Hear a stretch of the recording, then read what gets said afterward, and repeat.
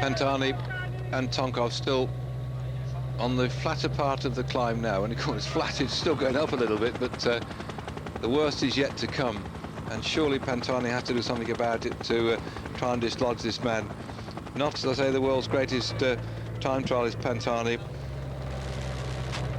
He really got seen off by Zuller in the time trial in Trieste when we covered some 40 kilometres. Now 6 kilometres to go towards the finish. This is getting toward the territory which will suit Pantani.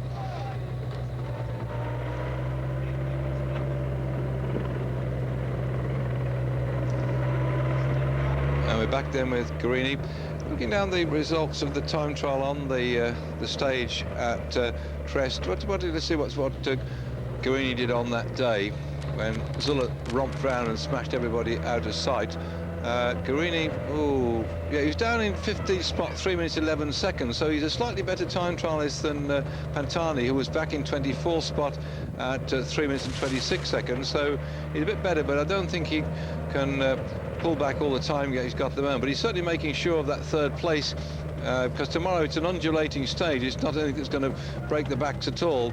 So these two rise up in front in their own little battle. Tonkov finished third in the time trial, 1 minute 22 seconds down on Zuller, and with Pantani 3 minutes 26 seconds adrift, it means that Pantani and Tonkov in a straight 40 kilometre time trial were split on that particular day by 2 minutes and 4 seconds. So 2 minutes 4 seconds over 40 kilometres was the advantage of Tonkov to Pantani.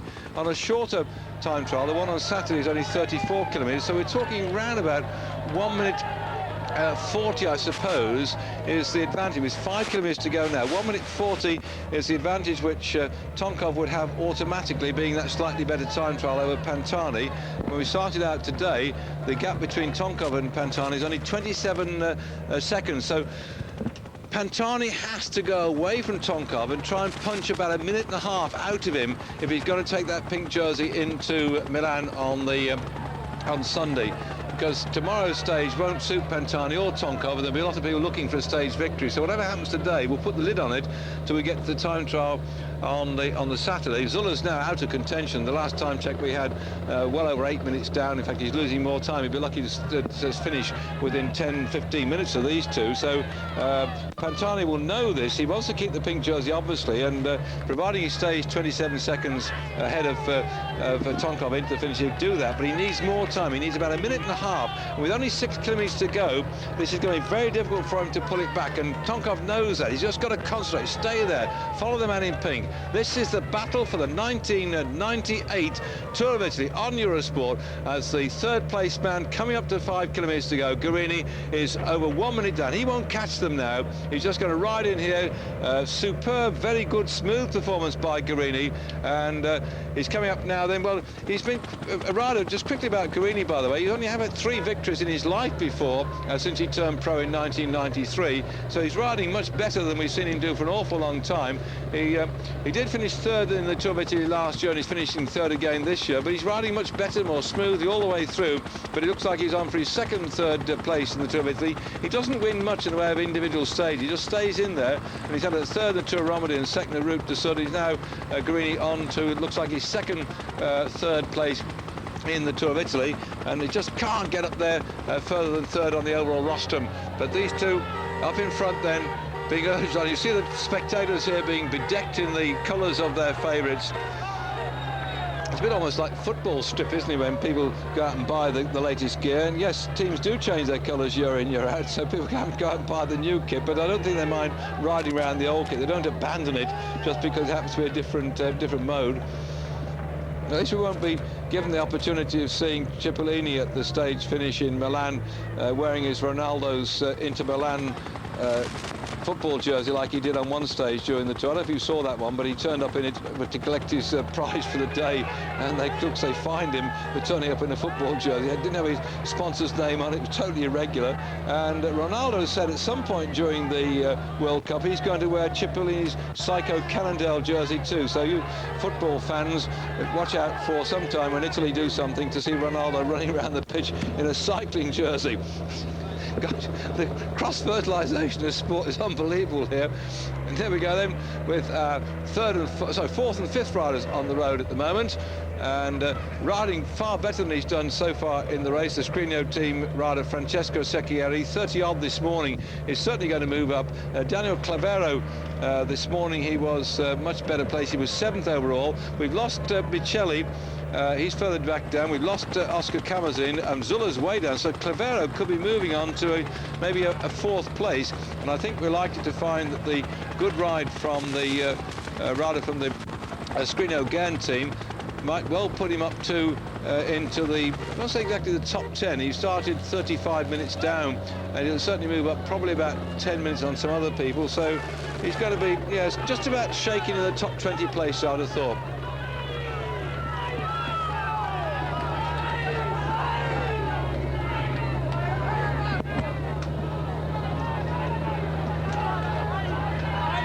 What can Pantani do to get rid of Tonkov? Tonkov is just matching him all the way through like proverbial shadow, and Pantani must be really sick as a pig now that he can't get rid of Tonkov. He's trying everything he can, he's pedalling at a good rate, and again, prancing out the saddle, he accelerates, decelerates, accelerates, decelerates, but the two chasers, there we are, Secchieri and Clavero, and in between them, they just put that up. There's certainly the rider from the Polti team, Giuseppe Guarini, is wedged between them, so we're looking at 5 riders out of the 98 remnants of this race that started this morning, and everybody's getting totally stoked up about it.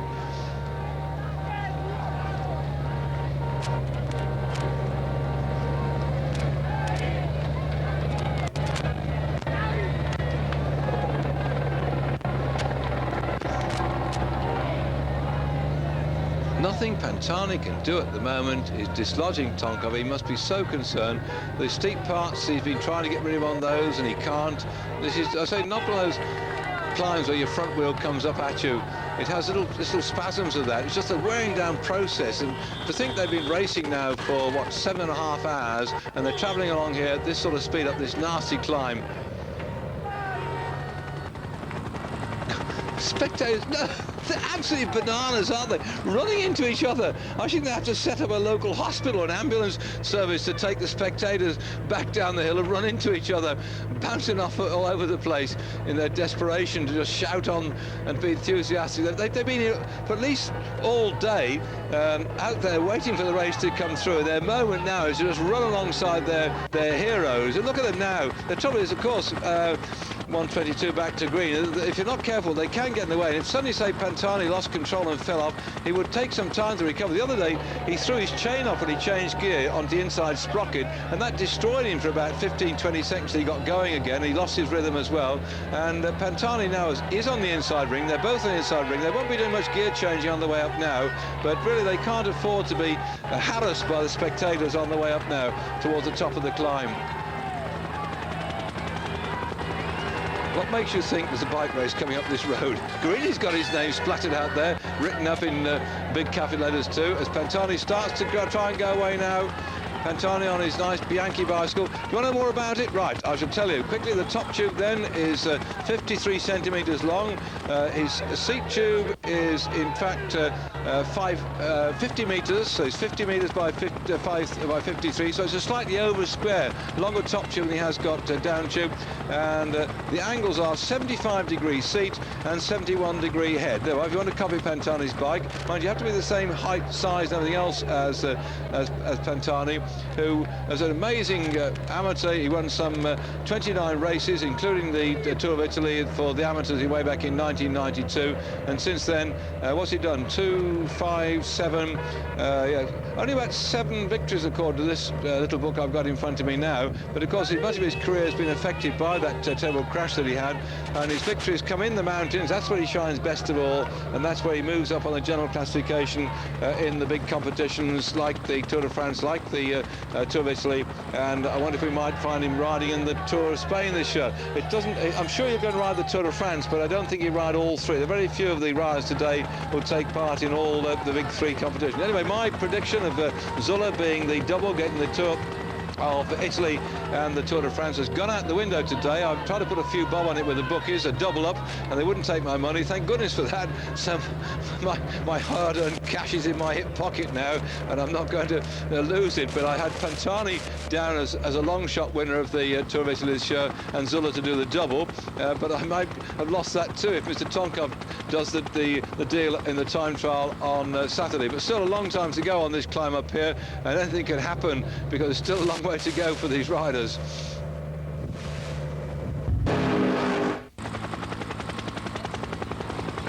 Goodness knows what's going to happen between these two as they're now inside these final 2 or 3 kilometres of the race, as to whether they can split apart. As Pantani's he's going, he's broken the elastic at long last. I thought he'd been locked so much with Tonkov that there was no chance for him to get a greater distance. He needs to take about a minute out of Tonkov, as our camera's gone back down to Guerini, who's really just fighting to hang on into 3rd place. He should be able to get that, but really I've been waiting to see whether Pantani with his acceleration could get away from Tonkov. Tonkov took the stage victory yesterday. He stayed with Pantani on the climb, but now he's busted gut and he's blown it, and he really has gone slowly as Pantani suddenly accelerated.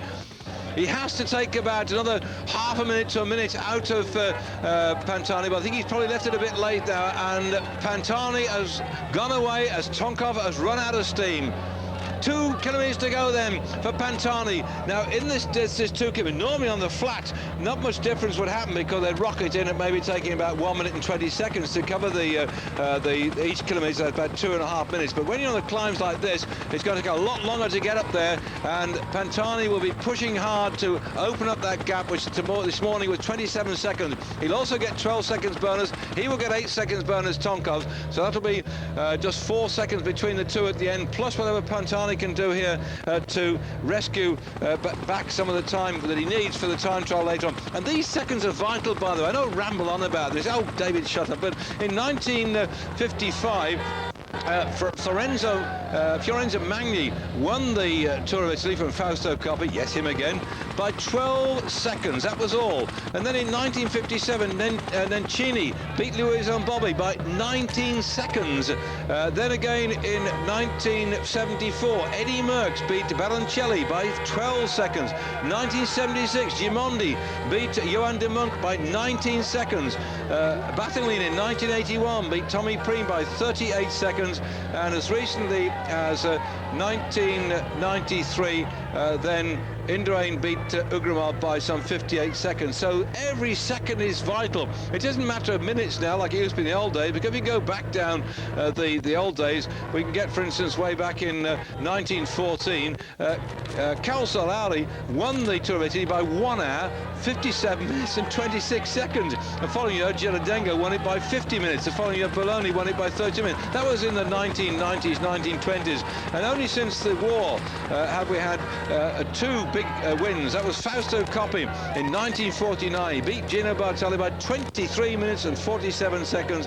And Carlo Clerchi in 1954 beat the Swiss rider Hugo Kobler by 24 minutes and 16 seconds. So except for those 2 big victories since the war's finished, it's very much been down to around about 1 minute to 5 minutes has been the gap, and some of them, as we just said to, have been down there in 12 seconds for Magni in 55, 12 seconds Merckx in 74, Gimondi 12 seconds in 76. So now Pantani fighting to give every second he can, because he can't afford to relax one moment. He's not the world's greatest time trial. Saturday will be a big showdown, the OK Corral, when Pantani and Tonkov will sort out their difference, because right now, look at the clock running between himself and Tonkov, and he has really gone. This final lunge up towards the top, and it really has been a nasty bit. I said the final kilometre is very steep indeed. This is Pantani territory. This is where this man comes out, and this is where Tonkov is taking an almighty pasting.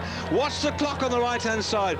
He needs at least a minute out of Tonkov. He's trying to do it all in the last 2.5 kilometres of a race which has gone on 239 kilometres, 150 miles, and the whole thing has erupted in the final 3 kilometres. 42 seconds the gap now, and it's growing. He could get the thick end of a minute, could Pantani, plus his 4 seconds difference between the two of them on the bonus at the end of it. This is what he needs if he's going to win the Tour of Italy. This is the day when it really happens. He's not good at time trialing. He knows that. He knows this is the day he buries himself. And Pantani wants to ride on. He got congratulated by the Prime Minister of Italy, Mr. Prodi. Signor Prodi phoned him up and congratulated him on taking the pink jersey. And if he gets into Milan in that pink, I'm sure he'll get another telephone call from the Prime Minister. In fact, I suggest the Prime Minister will be there to see him, because this man's come back from a position when he broke his legs. They said he wouldn't even walk again, not even ride a bike. He fought his way back to health and fitness, and he had to work very hard at it. Determination was there in his mind to ride his bike again. He's done it. He got back. He got the stage victory in the Tour de France last year, when he really gave Mr. Ulick a bit of a fright by his ability to climb the mountains. And if this man goes on this year in the Tour de France, he's going to win again some stages up there. Unfortunately, it's not a big mountainous tour this year in the Tour de France, so we may not see him up in the yellow jersey at the end of the race. But certainly this is his territory, this is his stage, this is his audience, and this is Pantani now riding into a tremendous applause from the tifosi have come out to see their grand champion, and it's all over his face. You can feel it, can't you? Pantani riding in the pink jersey to take the stage victory, to set the platform perhaps for this pink jersey to go into Milan on Sunday on the shoulders of one of the greatest characters in the bike racing game. Join me in saying to Pantani, he comes round here, this bravo, a brilliant performance by this superb mountain climber, a performance which we haven't seen for many years, and he takes the stage and keeps the pink jersey.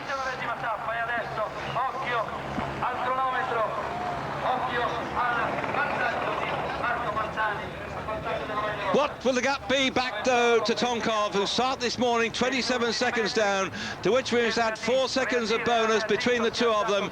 And so whatever it shows on the right-hand side, add 4 seconds too, because complicating things, 12 seconds for first, 8 seconds for third. So Pantani has punched 4 extra seconds out from bonus as Tonkov comes in here. The man who finished second last year in the Tour of Italy, finished first the year before. Is he going to be second this year again when we get to Milan on Sunday?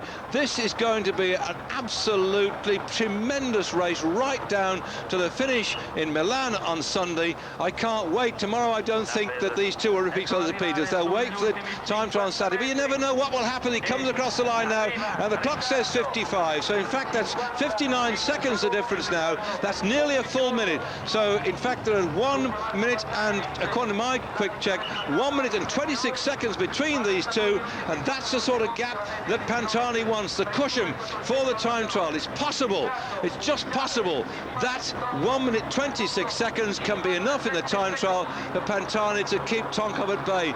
But that is going to be amazing, because when we go to time trial on Saturday, I don't think things will change tomorrow. Man, you never know in this sport. Well, as we're watching then the third place come, I've just been doing the quick checks at the moment that in fact the gap 126 could be just enough to get him through to the finish, but tomorrow I don't know. Normally if I say it's going to be a day tomorrow when they will just ride along and watch each other, you never know, do you, in bike racing, what can happen, because there are inter-Giro bonuses, but neither of those two are sprinters, and there are also bonuses at the end. But I think tomorrow they'll have to get themselves back together, get the skulls together, think of the time trial, and let the race tomorrow unfold for people who are not really looking to take over the top honours, to have their stage tomorrow and keep it for the Saturday, which really is going to be some event. I think on Saturday, it's difficult because I don't know what's going on with the tennis when we're rushing around. We don't always keep up with these things, but I believe on Saturday the time trial is going to be recorded. Whatever we do will be recorded, so you'll be able to catch it, and I hope you'll get a very precise time when it is on Saturday. But I do suggest to you that old time trialing can be a bit boring to watch in terms of you don't get the same sort of atmosphere you get here in the mountains, but no less that Saturday could be the real staging point for the final day, because the run down to Milan is pretty flat on the Sunday. I shouldn't say this because I remember my producer in London when I first started with Eurosport nearly 9 years ago now, Annette Fendenko, when Greg LeMond got the Tour de France by 8 seconds, she said to me, David, it's never over, build it up, it's going to happen, that LeMond could win, Fignon can't. I said, no, can't lose. I said, look, Fignon can win, he's so far ahead of the time trial, it's only 20 odd kilometres into the finish, he's going to get it. Of course, as we all know, LeMond won by 8 seconds, so I'm saying it looks like Saturday could be the decisive point. We don't know, it could still change on Sunday. That is what bike racing is all about. It's so unpredictable, and people can die 1,000 deaths, and we understand, by the way, hang on, it seems Zuller is way down the mountain, he's coming in, he's in all sorts of trouble. I'm getting on my headphones, Zuller is struggling, and it looks like he's probably losing a lot more time now than we saw before. It's moving into 20-something, it could be up to half an hour on this climb. The way he's suffering at the back, Zuller has really dropped right out of contention. Well, we'll be interested to find out what has actually happened to Zuller, because if he has got some bugs, he just blew totally out there about 80 kilometres from the finish when they started up that climb of the Colletto di Cardino. He just drifted off the back, and he's gone worse and worse as Pantani has stormed away. He's dealt, I think, a very severe blow to the chances of Tonkov of getting another victory in the Tour of Italy. But you never know, but he's romped in here in the pink jersey. This is what the Tifosi love, the man from Italy in the pink colour romping in here. Well, they lost last year's victor Ivan Gotti. He's retired from the race with sickness. He got bronchitis, and then from a viral infection, then he got big problems with gastroenteritis. But look at Pantani here. That could be the moment when he wins the Tour of Italy. We don't know. We won't know till Sunday, but he gave it his all, didn't he? Absolutely the last ounce, and he took off in those last 3 kilometres and did the death blow to Tonkov. Actually, I think Tonkov, if we ever get a replay of that one when Pantani went away, I think it wasn't just so much that Pantani was that much faster. I think Tonkov suddenly went through a bad patch. He just couldn't hold anymore, and I think Pantani recognised it, and he just rode away from him, and that was that. It's the remnants of the race coming in here with the Mappe riders together, who've done a wonderful job to look after Tonkov, coming through at the moment, riding in with, on the right-hand side of your screen, Falazin for the Mappe team together with Kamazin, and these two have done a great job there. Kamazin's going to sprint up here as fast as he can do. He started this morning out in 5th spot, 5 minutes 37 seconds down. He's lost quite a lot of time again today with Michelli, who started out this morning in 6th spot, 8 minutes and 7 seconds down, and really the gaps between the riders tomorrow are going to be almost like you could time the race with a calendar, I suppose, which is what we used to do in the old days with Fausto Coppi. But you can see everybody's still determined. Look at the look on their face. This is after 150 miles of racing, and every one of these riders is determined to ride his bike across the finish line, give it all he's got. And that's what bike racing is all about. Whether you finish 1st, 10th, 11th, or even the last man coming in 98th spot, they will know that perhaps one day their day might come. But the gifted climbers like Pantani have got something that they're born with. They're born with the ability in their body. But the greatest thing is they have their head to drive the body. And you can see it on his face now. His mind has pushed his body to the limit to get the stage victory in that pink jersey. 6 primi e 43 secondi.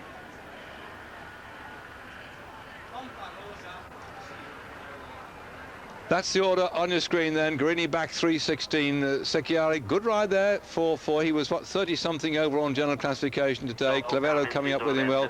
De Pauli, again, there's a fellow who's going to do quite well today, because he was a bit off the pace when we started the racing today. So one or two chaps are going to move up here, and we're going to wait an awful long time for them to come drifting in. I suppose we'll have to go off air, and we may see the ceremony up on the victory rostrum of the presentation, but really there's going to be so many riders back down there. As we know that Zulla's losing so much time, we'll have to wait until dusk comes down, I think, for the people after him, because when he got blasted out the back, as we look back again at Pantani, Zulla was with a group of riders that were only, what, about 34 down the road. He was about half a dozen, so that's 50 out of the 98 that started. So we might well lose a lot of riders today, because there will be a percentage time. You see there's a general classification. 1:28 is a gap. I said 1:26, so in fact it's two seconds worse than I thought. 5 of them, that's over then as far as Guarini is concerned. He certainly can't get back that time, but between Pantani and Tonkov, we're going to have an absolute humdinger. They may, of course, start jumping around tomorrow. The Mapei team are very strong. They may try and take the pink jersey off Pantani tomorrow, or will they bury the hatchet and wait till the time trial on Saturday? I don't know. It's like a good book. As you open it up and you start to read it, we can't go to the back page, because the back page hasn't been written. That'll happen on Sunday. Join me tomorrow. I'm David Duffield. I can't wait. Can you?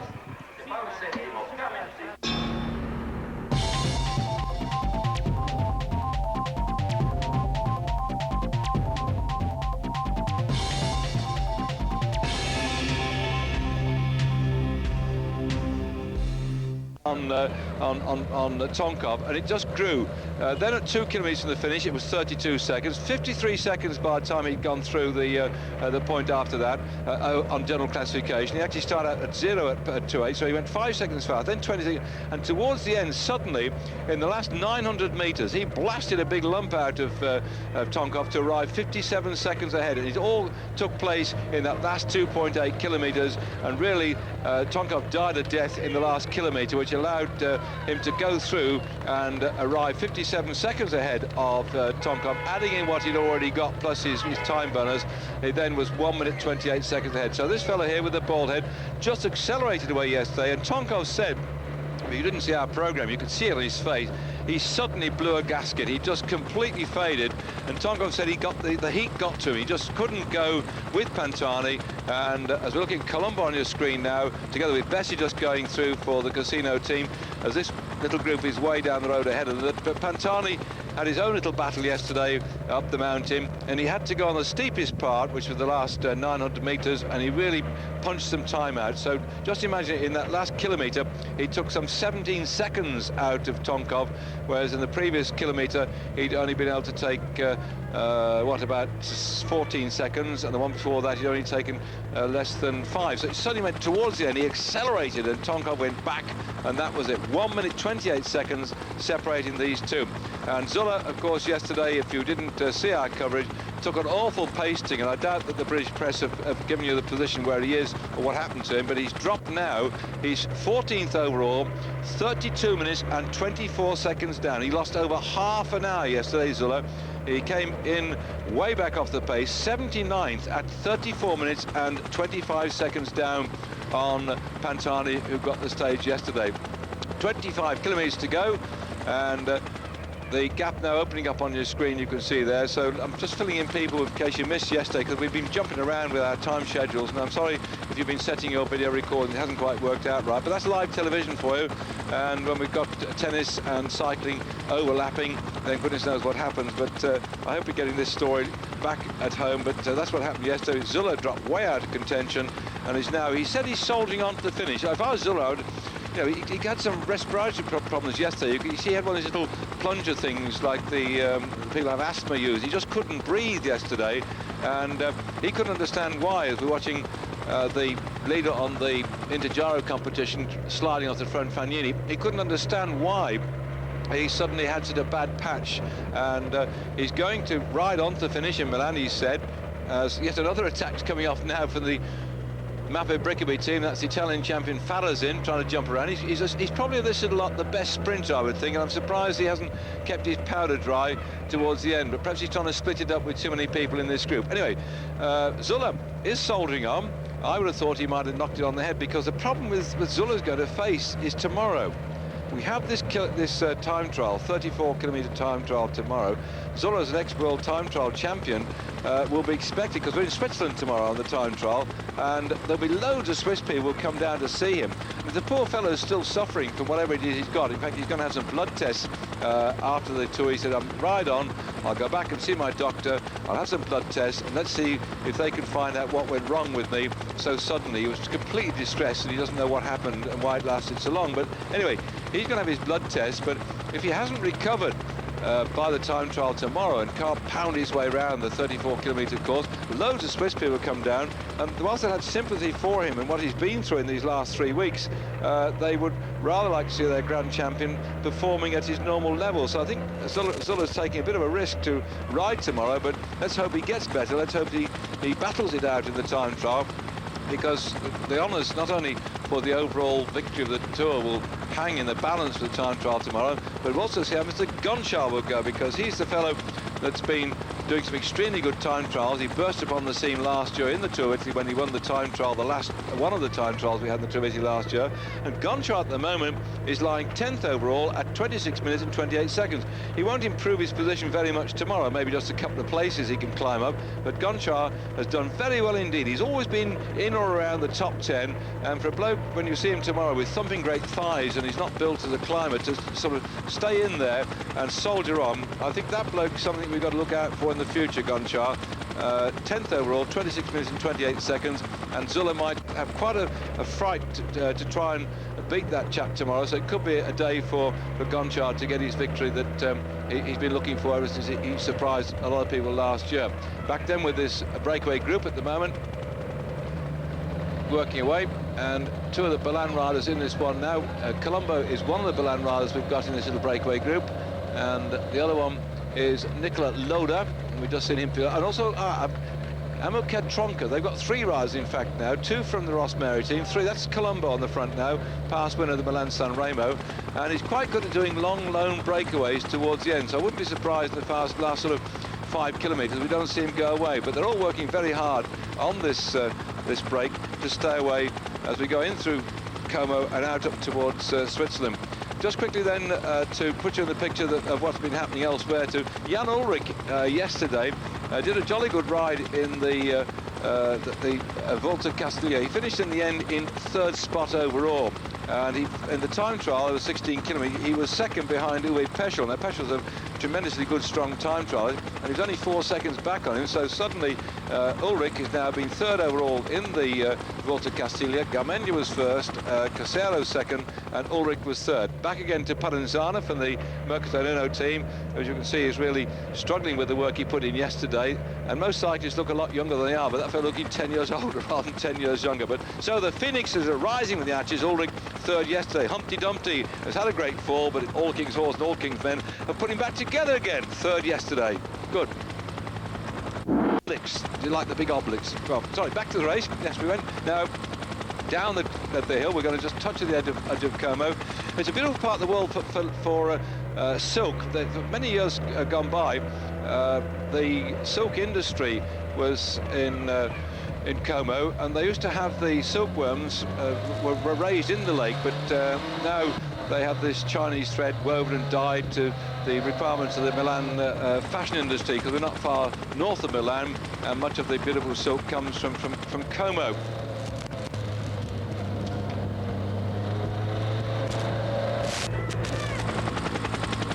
Just seeing if this 22 riders, whilst I've been deep down in the do's and don'ts of Como, have actually split at all. It's not suitable territory. There's a bit of a slight climb a bit later when we're getting into what, just some 7 kilometres from the finish. It goes up a bit.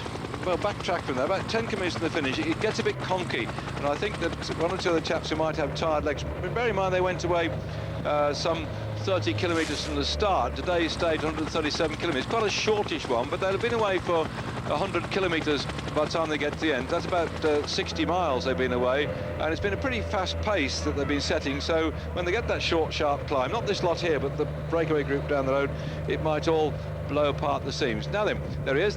Oh gosh, he didn't like that at all, did he? Why on earth they do it look, that's stupid. He does not need that at this particular point of the race. Up in the mountains, yes, certainly if somebody wants to pour water down their backs when they're grovelling for it, but that's a stupid thing to do. And it just shows some of these fans get completely carried away. You can run to him with a water bottle and show it you want it, and he'll say yes. If he doesn't, you don't chuck the thing at him like that. That's stupid, isn't it?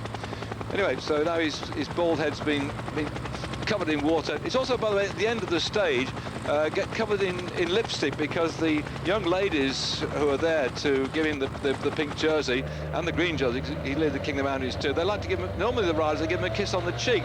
Because Pantana's a digit little fellow, and he's got a bald head, they kiss him on the top of his head, so perhaps we can't see the lipstick now, but right...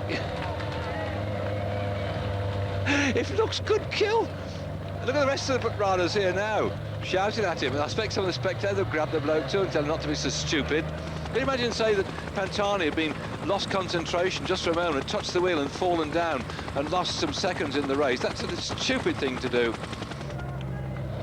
Well, 20 kilometres to go, and there's no way this little group's going to be caught, but they're going to start bashing away to try and get down the road.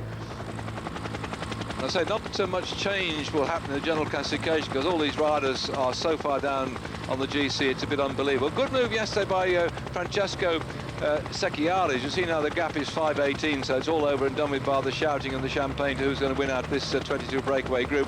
He leapt up yesterday, he took 12 positions. You may have remembered, if you saw the programme, the fellow in the orangey coloured jersey riding extremely well, and he came from 33rd to 21st position yesterday by a superb ride, whereas Vladimir Belli dropped down from 12th to 31st position, losing 19 places. But that's the reason he dropped, that was he went back to help Zulla. In fact, the whole of the Festina team were round about Zulla, trying to help him yesterday to stay up there in the top 10. Well, he's not. He's 14th overall now, 32 minutes and 24 seconds down on Pantani. Another man who dropped out of the contention of the top 10 yesterday too was Ribera of the Kelme Costa Blanca team. He's now dropped to 12th overall, 29 minutes and 53 seconds down. So that was the position, that's what happened yesterday, and now we're concentrating on who's going to get the stage success today.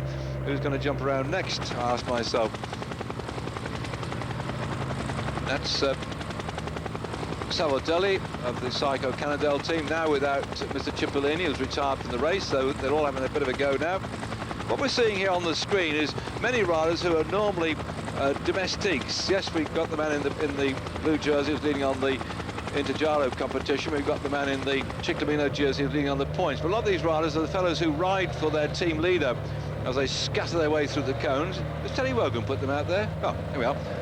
So they're the what I call normally the domestiques, as also known as gregarios, and I've had a fax from the Gregarios Super Club Ciclista, which is not based in Italy, it's based in London, and if you nip out on a Sunday to the Alpine at Bushy near Watford in Hertfordshire, you'll meet up with them. They're all dressed in blue for some reason, but they're known as the men in blue, the Gregarios Super Club Ciclista, and they take their name from the Italian domestiques, the Gregarios. Well, you see most of them now bashing away here. Yes, we've got some good talent in here. The champion of Italy is there. Colombo's won the Milan-San Remo's there. But some of these riders here are looking for a chance to make a name for themselves. It does happen from time to time that they just get away. They have a chance to get some success while the big boys are watching each other. And with 22 men still in the group here at the front, it could be anybody's chance to grab the victory. So Gregarios, some of them may be, but it's a chance when they will just get up there, something that they'll savour for many years. Like that fellow Noe, for instance, who won the stage into San Marino. He'd only never won a thing in his life before. Not only did he win the stage, but later on he took over the pink jersey too. So whoopee for the Gregarios as they race into the finish today.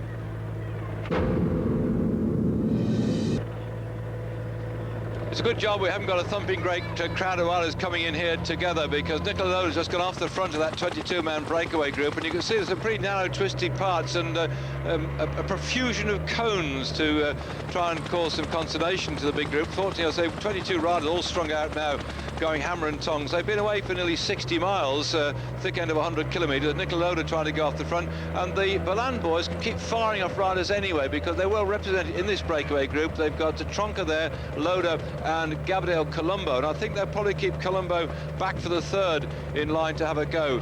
to see if they can get the stage victory today. The quick look then at Puccini, the Rosmeri Amica Chipson. They've also got De Pauli, 123 in that breakaway group too, so they're quite likely to try the old 1-2. So plenty of riders from different teams can take it in turns to have a go. That's why the gaps are opening up now, and it's going to be a very cool head from somebody who says, I'll stay with this one, and I just hope we come down to a sprint at the end of it all. As on your screen now, that's Alexander Sheffer, the Kazakhstan rider from the ASIC CJ team.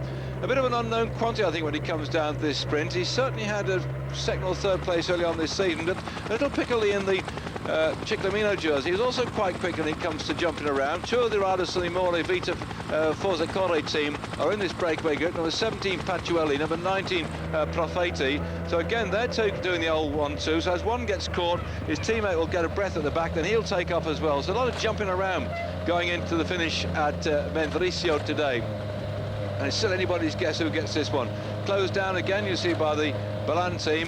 And there's Vladimir Belli, best known for his mountain climbing and for being the best young rider in the Kellogg's Pro Tour a few years ago when he got a nice Rover car for 12 months to have as his present. It was just on loan for that 12 months, and he was quite surprised to get it. I remember the look on his face when he sat in it at Liverpool. So he's in that group too, but he's not a very good sprinter. Rebellion in there for the Polti team, and Luc Leblanc, well, I don't think either those two would look upon themselves as being sprinters. They've done what they set out to do. They were up there with Leblanc taking the only King of the Mountains prize we got today for the benefit of their sponsor, whose factory they went past today.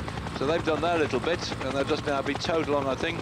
Mappe well represented in this group at the moment, Mappe Brickaby, because having in that break at the moment Lanfranchi in there, then I think they might well be in with a shout with Falazin, who's a pretty good sprinter. They've got two men again that keep firing off to try and get the stage victory, so it could be up for anybody to get the victory today. Nobody seems to want to press on regardless. A quick then rundown on the general classification. It's not going to change today if you haven't caught up with it. The overall position is going into the time trial tomorrow. Marco Pantani is the overall race leader by 1 minute and 28 seconds ahead of Pavel Tonkov of Mappe Brickaby.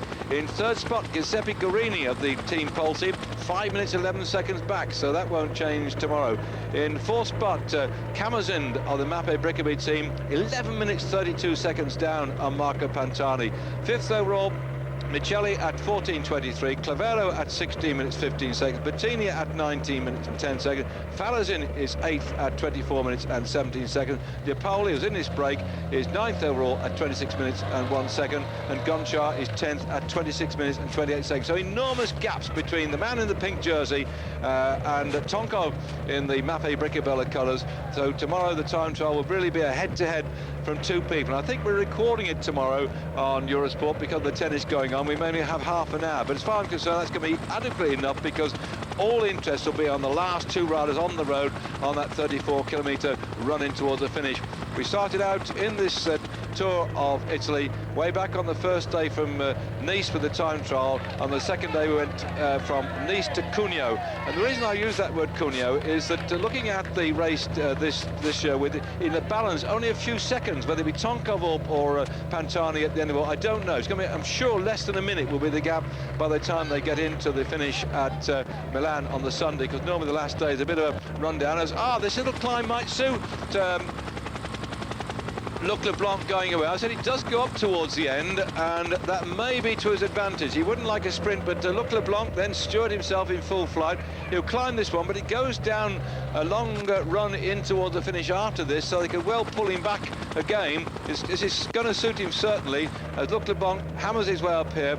He was in the top 10 until about a couple of days ago, and then the mountains really saw him off, and he's had a bad time. He's now dropped right down. If you just come in and switched on the old telly, he's now 39th at 1 hour and 4 minutes. And Chepe Gonzalez, another little climber, is coming up here. This is their only chance, I think, of sorting out the people behind them, is this drag up here. And so the climbers are going to do what they can to disrupt the people like Colombo and Falazin and the rest of the big hitters behind them, Salvadelli, all the chaps who want to go in toward the... This is where the climbers have got to get together. Come on, let's work together. Don't try and do it on your own.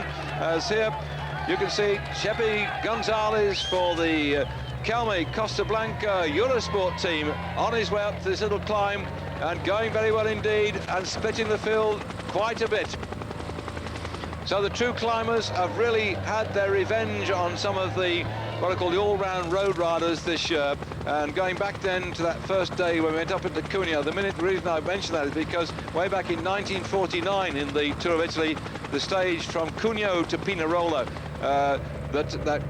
Fausto Coppi won it by 11 minutes and 52 seconds. He did 192 kilometers in the break, so you go on these long breaks, 11 minutes 52 seconds up. How the game has changed now, where teams are working like you see on the television here, and not only that, television's bringing you the action. You saw the Mercato Nuno team there protecting Pantani. Now you're seeing this breakaway going. In 1949 we didn't have this sort of thing, and the giants of the road on this race, which dates back to 1909, would do it with the big people standing out the side of the road. Yes, certainly they've got cameras there putting it out on newsreels for the people that go to the cinema. Certainly they have it on the radio as well, but he didn't get it like you're seeing here with the television right at the nose of the riders and bringing you all the action on the box in the gay, colourful sight that it is too. So in those days, the race would be won by tremendous distances. I say 1949, Coppi won the Tour that year. He went on to win it by 23 minutes and 47 seconds, whereas this year it may be just 23 seconds will separate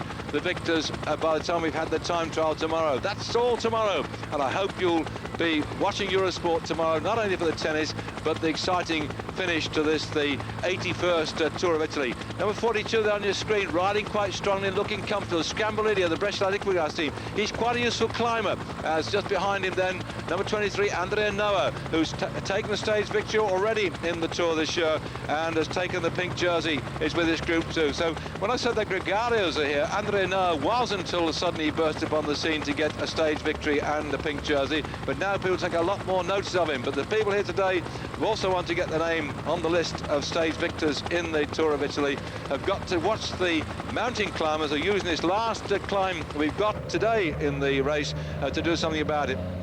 Look, LeBlanc it is, popping off down the road with Chepi Gonzalez. Will these two work together? Whole of France then holding its breath. Whole of Spain holding its breath. Well, not exactly Chepi Gonzalez, he's a Colombian, but he's sponsored by the Kelme squad, who've been sponsoring cycle racing pro teams more longer than anybody else in the game. Gonzalez looks over his shoulder, riding on his nice blue Gios bike. Blanc riding on his Coppi bike. See him riding on the bike from here, can't you? Says he, pulling your leg. That's good for these two chaps, isn't it? They've got some way to go. They're thick under 6 kilometres, and let's see what's happening behind. Oh, they're coming back. That's all they could do. They had to go. Though those two could, you know, when it comes down to a sprint, they just won't have a catch chance in hell of getting a sprint. So they've got to ride together now and try and stay away from that chase group. But with a thick end of 20 blokes behind, I think it's a fall-on job. But come on, Luke, show your mettle. Keep going. 5 kilometres to go. That's about just under 6 minutes of racing, isn't it? And so they're coming back at them now. Who's just going to sit in there and be sheltered so that when it comes to the rush for the line, he's got something left in his legs to accomplish it. These little chaps you can see on their small bikes, I've got little heads there on the bikes at how small they are. And I'm sorry to Mr. Christopher Hilliard, when I was talking about Pantani, I said he weighs 7 stone 11 ounces. You're quite right, I meant 7 stone 11 pounds. And when I said that his rest was 30 beats to the second, I meant 30 beats to the minute. Yes, I do this Murray Walker thing from time to time. I get the numbers mixed up, but please bear with me. I'm doing the best I can, and some days it gets a bit too much for me. Yes, they say lock him away in a dark room, but not until after Sunday, please, because we've got a great race here for you on Eurosport. First time we've covered the Tour of Italy, all 22 stages right the way through, and we've seen a cracking race.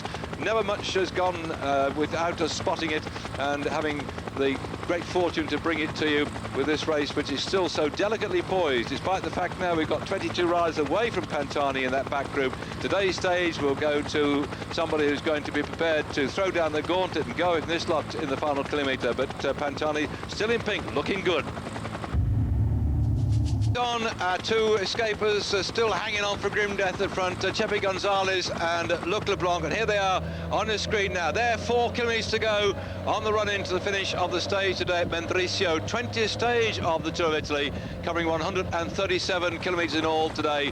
And this group you're looking at now went away after some 30 kilometres being covered. First Leblanc and Chepi Gonzalez went away, and they went over the top of the first climb in first and second spot. Can they get to the finish in that position now, as Leblanc trying hard here. Chepi Gonzalez behind him, gritting his teeth, and the bunch now no more than about 100 metres behind them. And that bunch of riders then, quick rundown on those names. Belli, Schaefer and De Pauli came up to join up with LeBlanc and Gonzalez on the climb. On the descent, they were joined by 17 riders: Fagnini, Salvadelli, Pacciuelli, Profeti, Noe, Colombo, Lodo, Tronca, Scambilleri, Piccoli, Bessi, Farazin, Lanfranchi, Bobrick, Rebellin, Buonora and Puccini. They're all just a little bit behind these two riders.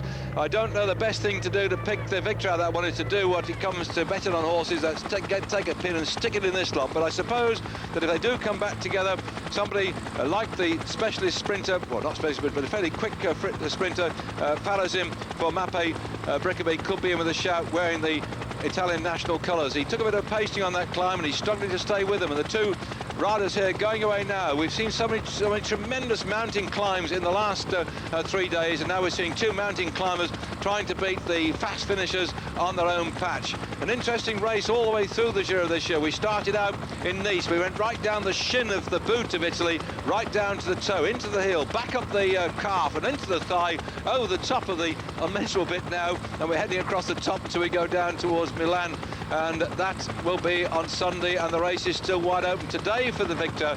And who's going to get the victory of the pink jersey in Milan with the time trial to come tomorrow, I ask myself. And Chepi Gonzalez looks a bit stronger as Luc Leblanc looks back to see where the rest of this group is coming. They're coming at them very fast indeed. I think they're going to get hauled in, but who's doing the work right now? It looks a bit like Andrea No, the ASIC CGA team on the front.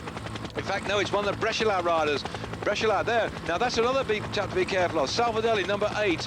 Quite quick finish. Piccoli also in the jersey just behind. He's having a nice little lead out at the moment because he just got up in front there. Piccoli's teammate Scambilleri, the Brescia Liquidas rider, there are two of them. So obviously Scambilleri, who was one of the riders who was in the 4 men that got the first, second, third and fourth place in the under-23 road championship at Lugano a couple of years ago. He's riding hard at the front, but we're back with the main pack over 5 minutes down, and there we are. Still Scambilleri doing a wonderful job on the front, Piccoli with him, and the right thing to do for the psycho rider Paolo Salvadelli is to just sit in there behind those two. They look the best as Rebellin starts to come up then on Salvadelli's wheel. So Salvadelli on the front, in the red, behind Piccoli. On the front is Scambilleri from the Brescia Liquidas team. LeBlanc's done his work now. Rebellin has moved up into 4th spot. Now Rebellin, if my memory serves me correctly, I've got a hole in the head sometimes it comes in memory, won the Grand Prix Swiss last year, if I remember correctly, and that was when he came in onto the track and beat a few blokes in the sprint too as well. So perhaps Rebellin isn't such a slouch when it comes to sprinting too. So LeBlanc did the right thing going down the road. They had to chase it down. So Rebellin for the Polti team. What a great day to be for Polti if they got the stage victory, because they went past the headquarters today. But he's been tracked to them by the blue jersey of Farazin, who's pushing his way through to try and get into a better position behind Salvadelli. So, Fagnini. Fagnini in the blue. So the Psycho Cannondale team have got a couple of blokes then. They've got lead out men too. And he's trying to get through Fagnini in the blue to get up to his teammate. And they're all pushing and shoving here. 1 kilometre to go. It's anybody's race, this one. Can Rebellin pull off the surprise success that he got in the Grand Prix Swiss the other year? But still the work being done on the front then to pull this along at a great rate or not. And the riders from the Balan team with Colombo begin to move up now. Have not done much. Colombo's moving up into 1, 2, 3, third spot. The fellow in the white then as they grab down this corner. Still them. Who's going to get this one? I think the Kelme Costa Blanca rider, Chepi Gonzalez, has blown a gasket, and it's certainly Salvadelli who start to ride hard on the front there. Salvadelli at the front at the moment, looking back over his shoulder, Piccoli, and also in there then Fagnini in the blue. Fagnini still tracking Piccoli. Salvadelli looks back to see how he's going, and suddenly the rush on the right-hand side, surging out from nowhere, and that is Belli. Vladimir Belli came like a bullet from a gun, and Belli, though, is dying 1,000 deaths, is on the line. It goes to the man in blue, and so Fagnini gets the stage success as a tremendous surge from Belli, blew out of steam, and suddenly he popped his cork just a bit too soon, did Belli of Festina, and he was beaten on the line by the man in blue, and that was Gian Matteo Fagnini of the Psycho Cannondale team, who kept his cool all the way through and showed his sprinting to take the stage victory. So yet another change in the overall stages. We had so many riders win stages this year. Zuller has been a man that's had a chance to win 2 stages. Pantani's won a couple of stages. Cipollini won 4 stages. But apart from that, we've had different people just about every day taking a stage victory. And the same thing has happened yet again today, as the man who's in the Intergiro blue jersey took the victory. Intergiro, by the way, that's a competition that happens along the course. Sometimes it can be early in the stage, sometimes it can be late in the stage, where they have sprints there and they time the riders across, and collectively over the 22 days, the winner on that particular competition wears the blue jersey, and leading at the moment on that particular competition is the man on your screen now. He already took the points of the Intergiro further down the road, so he's sure to wear that jersey, I think, by the time we get into the finish in Milan on Sunday. So Mr. Fit will be pleased too, won't he?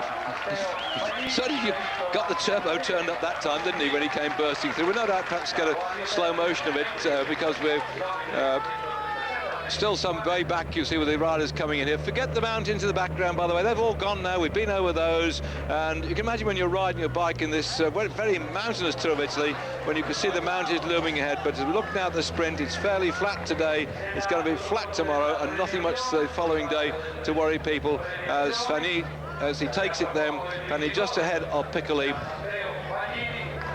So Fanny then, the victor of the stage. So Psycho have got something to shout about then, Psycho Cannondale, because their top sprinter Cipollini dropped out of the race about 4 or 5 days ago when the big mountains came up. Belli on the left-hand side, he picked again, surging forward, and just couldn't make it. That's the fellow who caught them all napping. But look, as he came through, Fagnini was on his wheel, and as the clockwork ran down in his watch, suddenly the belly of the Festina team drifted backwards. Andre No tried to come through behind Fagnini, who'd obviously decided that he was the man to chase through, but no doubt about it, the Psycho Cannondale rider got that one well and truly stitched, so he came off just the right time from Belli, who surged through, and poor Piccoli in the purpley coloured jersey there in the centre. He'd been let out nicely by his teammate, but he had a lot more work to do in the run-in towards the finish as hits the line. I think it might have been Loda in 3rd spot and Rebel in about 5th behind them. But look, this is how he goes. Watch Belli on the right-hand side. Fagnini spots it, he's on Piccoli's wheel, and he spots the right way to go, drifts across now, takes it, goes in the slipstream, flicks around the outside. It's a head-to-head between him and Piccoli and Fagnini. That's it. Belli second, and Piccoli second. Belli might have got 3rd. He was running out of steam rather quickly, but he might have got 3rd place. We go back to the main pack here. They'll have a little bit of a sprint, I suppose, at the end of it all, but it won't really matter. 22 riders have gone ahead, so with the points going down to no more than 25th place, it won't really affect the overall points competition, because that's the Ciclamino jersey that Piccoli's wearing, and he got a good 2nd spot there, so I can't see much action from this group when they come riding on him. Just let's hope they don't do anything stupid and fall off on the way through now, because this is the moment when they're a bit tired. Remember, in this race so far, well, you don't say remember, you don't know, do you? But I will tell you that they've actually covered 3,533 kilometres of the race as of today. This looks like Bessie or the Amora Vita rider coming in. Bessie, as he obviously got blasted out at that little climb up towards the end. They've covered 3,533 kilometres, sorry, in this race. 3,533 kilometres so far in the race. So that's over 2,000 miles they've actually covered so far, and the average speed is dropped now to 38.730 kilometres per hour, so it's dropped to what it used to be. As the victory ceremony up on the rostrum there, Fagnini taking the flowers, and this is the bit. They also have something great bottles of champagne on the Tour of Italy. I know so they can spray more photographers with it, or whether they want to keep some for themselves when they go. Go on, lad, get it down here, because you haven't got tomorrow's time trial. You won't be bothered about that, will you? Nor the run into Milan. Hey, you might win in Milan too as well, so don't drink too much of the fizzy pop tonight, whatever you do. But I think he's taking some of that back. The fellow on your right-hand side of your screen isn't growing a white beard, by the way. He's obviously had a bit of a problem falling off. We look again at the sprint coming through now. I don't exactly know what happened to cause him to have his chin covered in bandages like that, but we're looking again at the furious action. These glasses they're wearing, there's confirmation of Fagny taking that one. Oh, Belly did get third. I'm glad about that. And I said Colombo might come up towards the end, or Belly in there. So I got pretty well most of the first 5. But Belly was a surprise to me, coming up into third spot. Well, I didn't quite expect to be seeing there, but he came from a long way back, and he nearly managed it, but just that bit too late. So the victory going. You see the Italians then taking up most of the top honours, just rather from Kazakhstan, Schaefer and Puccini from Switzerland. Because we are in Switzerland now, by the way, so the race has moved over the border, and it'll be here for the time trial tomorrow. So the Swiss rider doing what he could to try and perform miracles on home soil, but it wasn't going to be. It went to the Italian, yet another Italian benefit. Look at LeBlanc it was when Laurent Roux got the jersey. The Frenchman got the jersey in the lead, the pink jersey, way back in the race. Let's have a quick look when it was, when Roux got the jersey. Yes. On the stage into Carpi, when Roux got the jersey, and he won the stage as well that day. But LeBlanc said there aren't many French riders here, but those are the best. He boasting, wasn't he? Well, they're thinning down a bit in numbers now, but certainly he said it was good quality. There may be fewer numbers, but they were good quality. Well, LeBlanc at that time was in the top 10 too. Roux took over the pink jersey. But like we've seen so often in this race, it was a disaster for him later on. He got blasted out of it. The pink jersey's changed over many times. I think it was Rominger that held the pink jersey from the second day in the race right the way through to the finish. But we've had Zuller in the pink jersey, then Gonchar took it over, then Bartoli took it over, then Zuller kept it all the way through till Roux got it, then Noe took it over, then Zuller got it back, then Pantani's taken it. So he's been going backwards and forward, and it's still up for grabs, that pink jersey there that Pantani is wearing, and they can all be down. I'm sorry I keep repeating about the time trial tomorrow, but I want you to watch it to see. Check with your newspapers tomorrow what time the time trial's on. It'll be, yes, word's gone back then to the Psycho team that they've got a stage victory to go with those that Mr. Cipollini's got. So they will have earned quite a few bob then with Cipollini's sprinting, and also with the performance today of the Psycho Cannondale rider and getting the stage victories. That's a few more bob in the pocket with all the millions of lira they get for winning stages. And there we are. We'll now go to see yet again how he got it. And I suppose we might then have an opportunity of seeing the pirate himself going up onto the rostrum to put on the pink jersey yet again.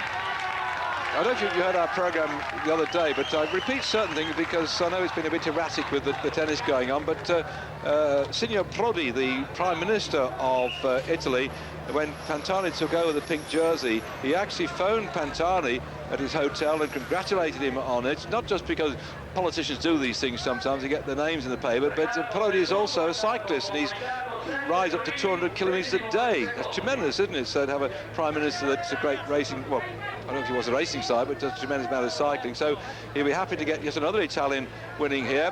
And with the pink jersey on the shoulder of Pantani, the Italians really enjoying the Tour of Italy this year. But look again on the right-hand side to see how fast Belli came up and nearly surprised everybody.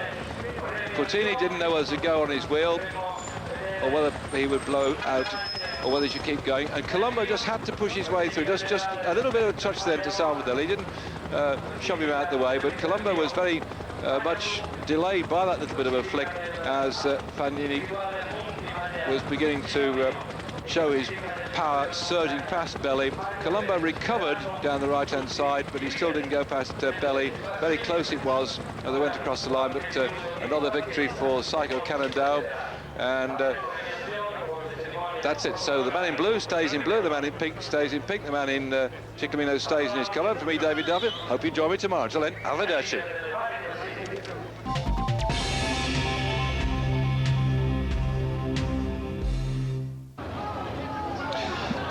Pavel Tonkov getting ready to start the time trial, 34 kilometres from Mendriso to Lugano.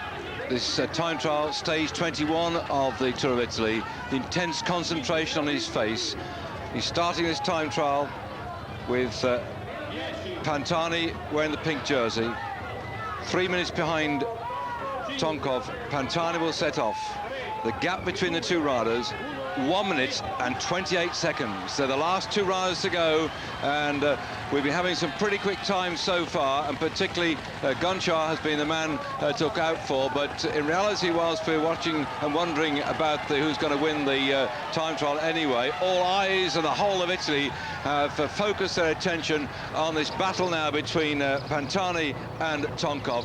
A little tricky start as they come out of the start at Mendriso, and the best thing to do is to find your way up the drain at the centre of this little road. You can see the pavé on right-hand side and left-hand side of where they are, so I think to hammer up the centre. They've all been along the course, looking at it, checking it out, and now they'll be racing not in the conditions when they've been along practising, but with the big crowd along the route to urge them on, and the whole of the field is split. All the riders were asked yesterday before the start. They said, look, if we go to a time trial, and in fact it was conducted by one of the riders and one of the officials, they obviously couldn't ask Tonkov and Pantani to vote, but in the vote of the riders at the start yesterday, 48 of them said that they thought that Pantani could win the time trial, and 46 said they thought Tonkov could win the time trial. Now that's quite in favour of Pantani when you consider he's not really a time trial. This man now, Tonkov, is undoubtedly the best of the two in the time trial.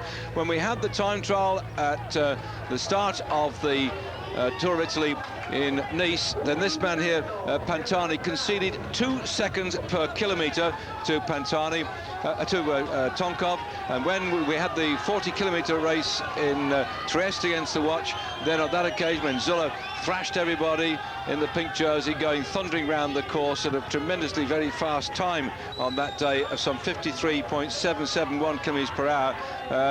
Gonchar was second, Tonkov was third, and Pantani was back in 24th place, way down on this man Tonkov. So all the odds are stacked really in favour of Tonkov. But what's the sort of feeling is that this man on your left-hand side of the screen, because he's wearing the pink jersey of the overall race leader, he'll ride like a man possessed, and this has always been the case, that if you get a jersey in a major race, whether it's the Tour de France, the Tour of Italy, the Tour of Spain, or in fact as we saw last year when Anglutto of the Casino team took over the leader's jersey very surprisingly in the Tour of Switzerland, he rode like he's never ridden before, because suddenly you know eyes are on you, you get right down psychologically into your head to drive your body even further. And by the way, you see a little patch on his arm there, that white patch, that's where they've taken a blood sample, not only from Pantani, but the vampires struck this morning, and they have checked 20 riders as Pantani goes out now to see if the hematocrit level is above the 50%, which is the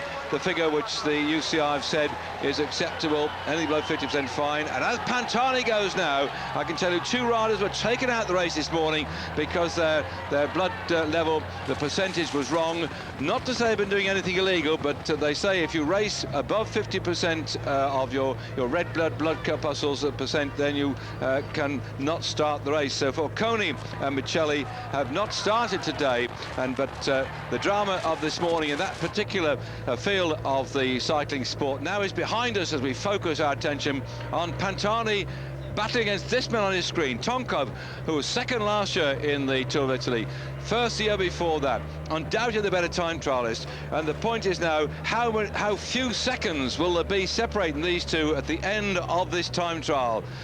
Well, you can find out after this break.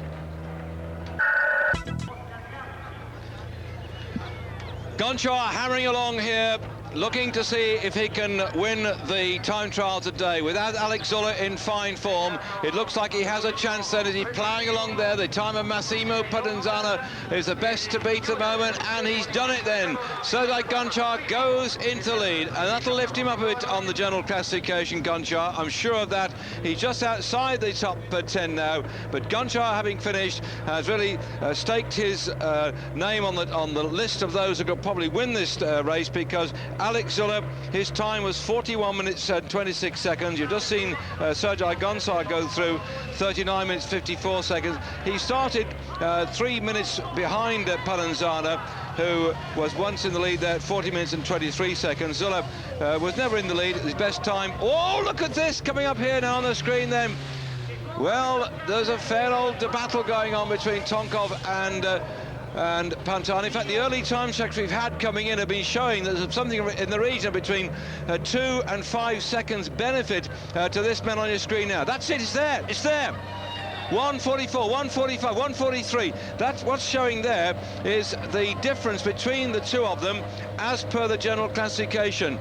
When they started out this morning on the overall classification with just that 1 minute and 28 seconds separating them, it's now increasing. So he's gone even faster still. He's some, 7 seconds faster than Tonkov because they're time checking him along and all the radios going back, giving the information, and it shows, look at the speed he's going at too, 48 kilometers per hour. Well, that's 6/8 to 48, so that's 30 miles an hour he's doing at the moment as he's going along here, this very interesting course, taking him up from Mendriso, along the lake of Lugano, over the bridge, and they curl left and then go round the lake all the way through. It's a very interesting course going directly north if you're looking out to see where it is on your maps, over Mendriso to Lugano, up the side of the lake, over the bridge, back around the lake, going down sort of southerly direction and back up north to pop across the bit of road in the centre. That little bit in towards Lugano at the end, that's with a small climb, and I thought that all the time that Tonkov would begin to go away from Pantani at the early part, particularly around here where it's very flat alongside the lake, and then when we got the little climb at the back end, then Pantani might try and pull some of the deficit back. But at the moment, it's in Pantani's favour, and Tonkov here has got to really concentrate. He is at a disadvantage, of course, because he is riding 3 minutes on the road ahead of Pantani, and the time checks are going back because, in fact, Pantani's team have been very clever. They've got one of their team cars right behind Pavel Tonkov's team car, and they're picking up all the time checks, radiating them back to the Mercato Nuno car, and then telling Pantani what's going on. Pantani is, if I said not one of the world's best time trialists, that is an exaggeration. He's one of the world's, not worst, but he's a very light chap. He's a very small fellow. He doesn't have the powerful output people like Alex Zuller, Gonchar, or the great Miguel Indurain, or Britain's Chris Boardman, Tony Rominger. There are certain people who've got an enormous power output and can ride against the watch. Not only have they got the power, but they've got the ability to concentrate for the time it takes to ride the distance. We're coming up now to Douglas Serge Gonchar's time, 19:48.06, and he's not far off that one. And Tonkov is 20. In fact, that went very quickly, but I think he's probably marginally up on Tonkov. Let's wait for the time check coming through. 20:01, and he goes through the check, and he's up 11 seconds. This is unbelievable performance by Pantani.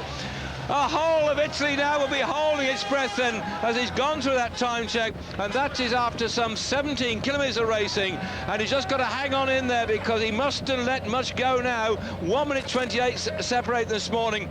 You can see there on your screen the position overall at the moment. This is unbelievable because in the time trial in Trieste he was losing 3 seconds a kilometre, and by now would have expected him to be something around about 45 seconds down on Tonkov, but he's not. He's marginally ahead, so he could keep that pink jersey if he keeps going like this. Phenomenal.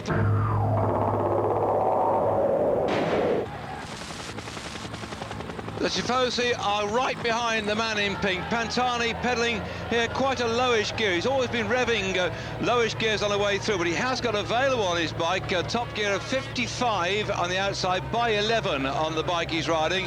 A special Bianchi bike with the flattened aluminium frame, very aerodynamic. In fact, Pantani in the time trial last year in the Tour of Italy on the third stage over 18 kilometres, he was back 1 minute 23 seconds behind Tonkov on that occasion. And Pantani's realised he's got to start learning how to time trial with just 6 kilometres to go as far as he's concerned. He's level pegging Tonkov on time at the moment. So, and what they did in the winter, they put Pantani into wind tunnels to get him into a better position. They worked on his position. He's been training for time trialling. It's something that he knows he can't do. He's really concentrated upon it, but still pushes quite low gears compared with most of the time trials. They built him a special bike, so it's the Bianchi bike of Pantani versus the aerodynamic special Carnago bike. This one's made of carbon fibre for Tonkov. Tonkov. Again, a lot of work's been done to make the airflow go round it. It's not a very light bike, by the way. As they go now through the 5 kilometre, the time check is 1:37, 1:35. That's it, he's still going. It was 1:28 this morning, the distance between the two, so he's in fact ahead of Tonkov, and this is the climb. This is the little difficult bit which will suit Pantani, and the Tifosi are going absolutely bananas, or whatever the Italian word for bananas is. Look at him, look! He's not going to want for support all the way through, Pantani.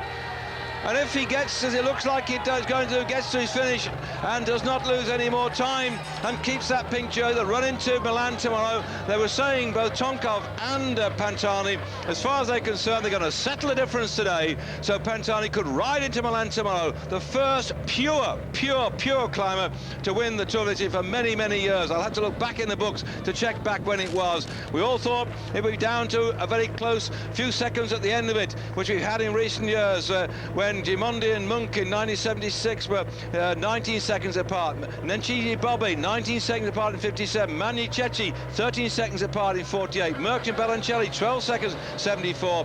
Magni and Coppi 55 seconds in 1955. But it's not going to be that way if he keeps this up. Pantani can be comfortable tomorrow that he's really put the lid on any aspirations of Tonkov to take that pink jersey and ride into Milan tomorrow wearing it. Tonkov's still fighting back here, as Guerini coming in, the man who's third overall in the Tour this year, looks like he's going to comfortably stay in that position right now. He was third last year, but he's a long way down on general classification. He started this morning 5 minutes 11 seconds down, so he's not going to improve on that at all, as Tonkov is ploughing on in here. Well, it's in the last 20 years, only one occasion has the pink jersey of the race leader gone off the shoulders onto the man who was second, and that was when Moser beat Laurent Fignon and took the pink jersey. And there were a lot of people saying the helicopter for the television camera was riding a bit close and very low behind him. That's only a rumour. I wasn't there, I don't know, but that was one of those. 1984 it was, when Laurent Jalabert lost in the time, Laurent Fignon lost in the time trial, as Guerini comes in there in 14th spot. Laurent Fignon lost it to Moser, who went on to win the race that year. But right now, the pink jersey has lifted Pantani, and whilst the crowd here being very sympathetic to the Russian rider here, who rides for an Italian team, the Mappe squad, Mappe Brickaby, who will still be with us next year. At least Mappe will. We're not sure who they're co-sponsoring, but Mappe Brickaby will have a man up in second spot at the moment, so the Italians will have something to achieve on an Italian bike too. And this Russian has been living for a long time now in Italy, so he's very much at home in this country. But of course they're waiting for Pantani, because the time check's going out over the radio to everybody down here, saying unless disaster strikes Pantani in these final few kilometres, then he's certainly going to ride in the victory. And our minds can go back then to when it was that Pantani, in 2.8 kilometres on the climb just a couple of days ago, dealt the death blow to Tonkov's hopes and aims and aspirations, because on that occasion, on that climb, Pantani just rode away,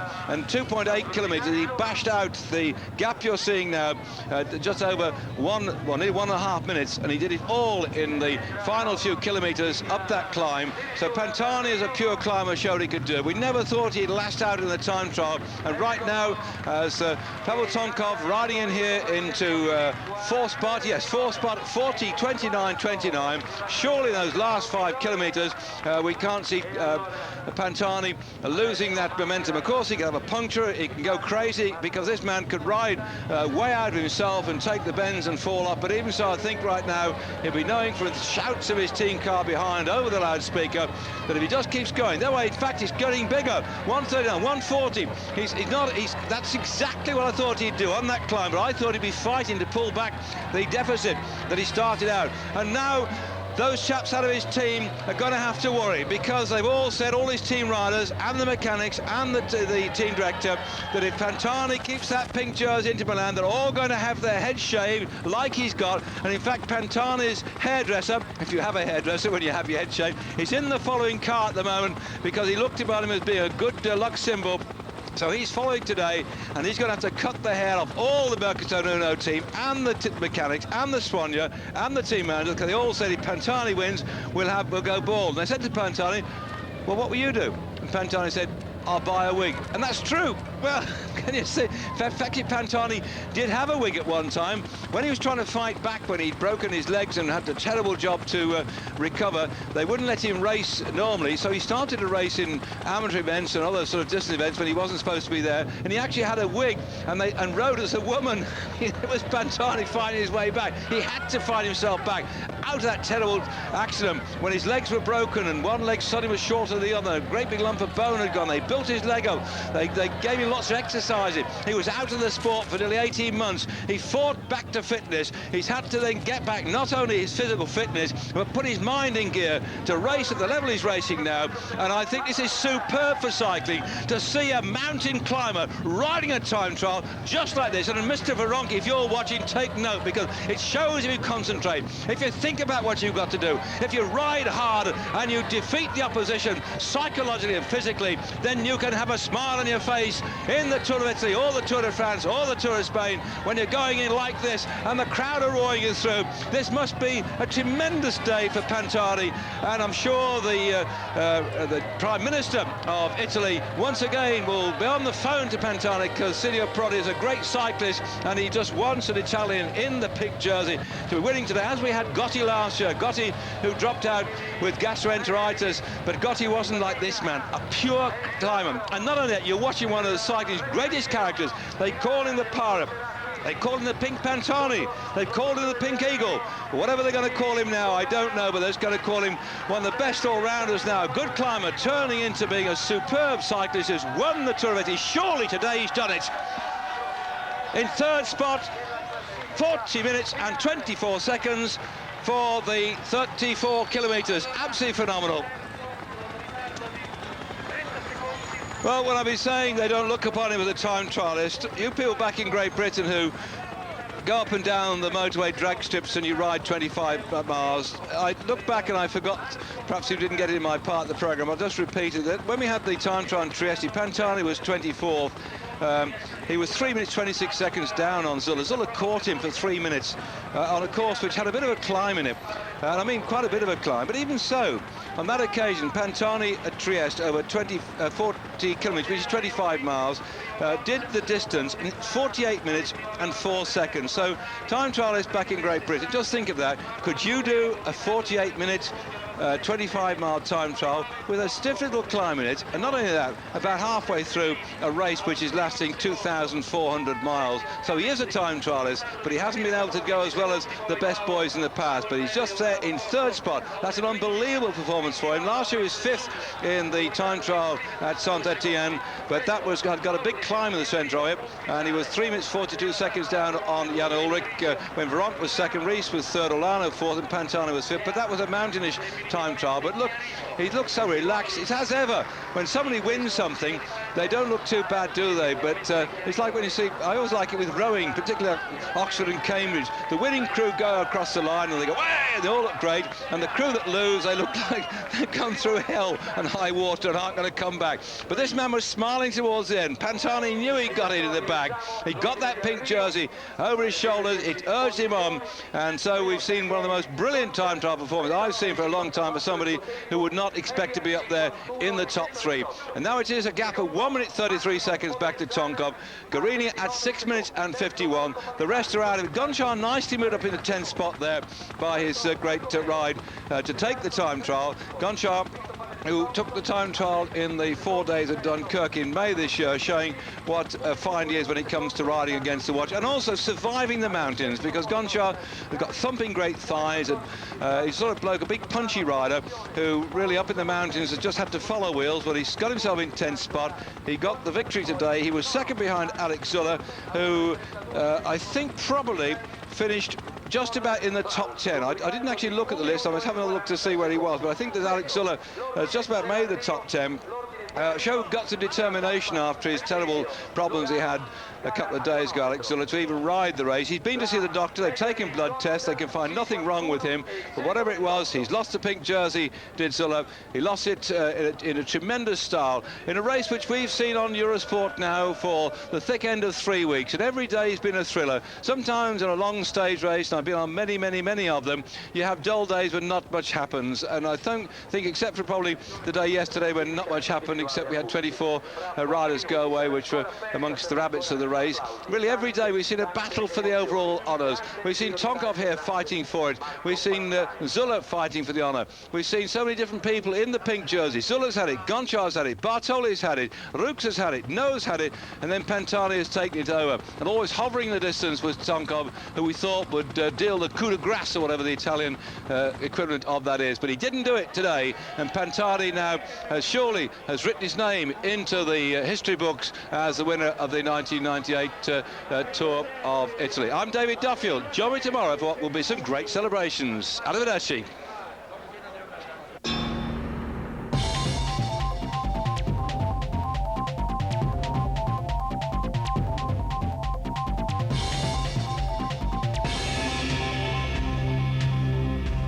Well, it was Cycling Weekly that said the sting was in the tail of the Tour of Italy.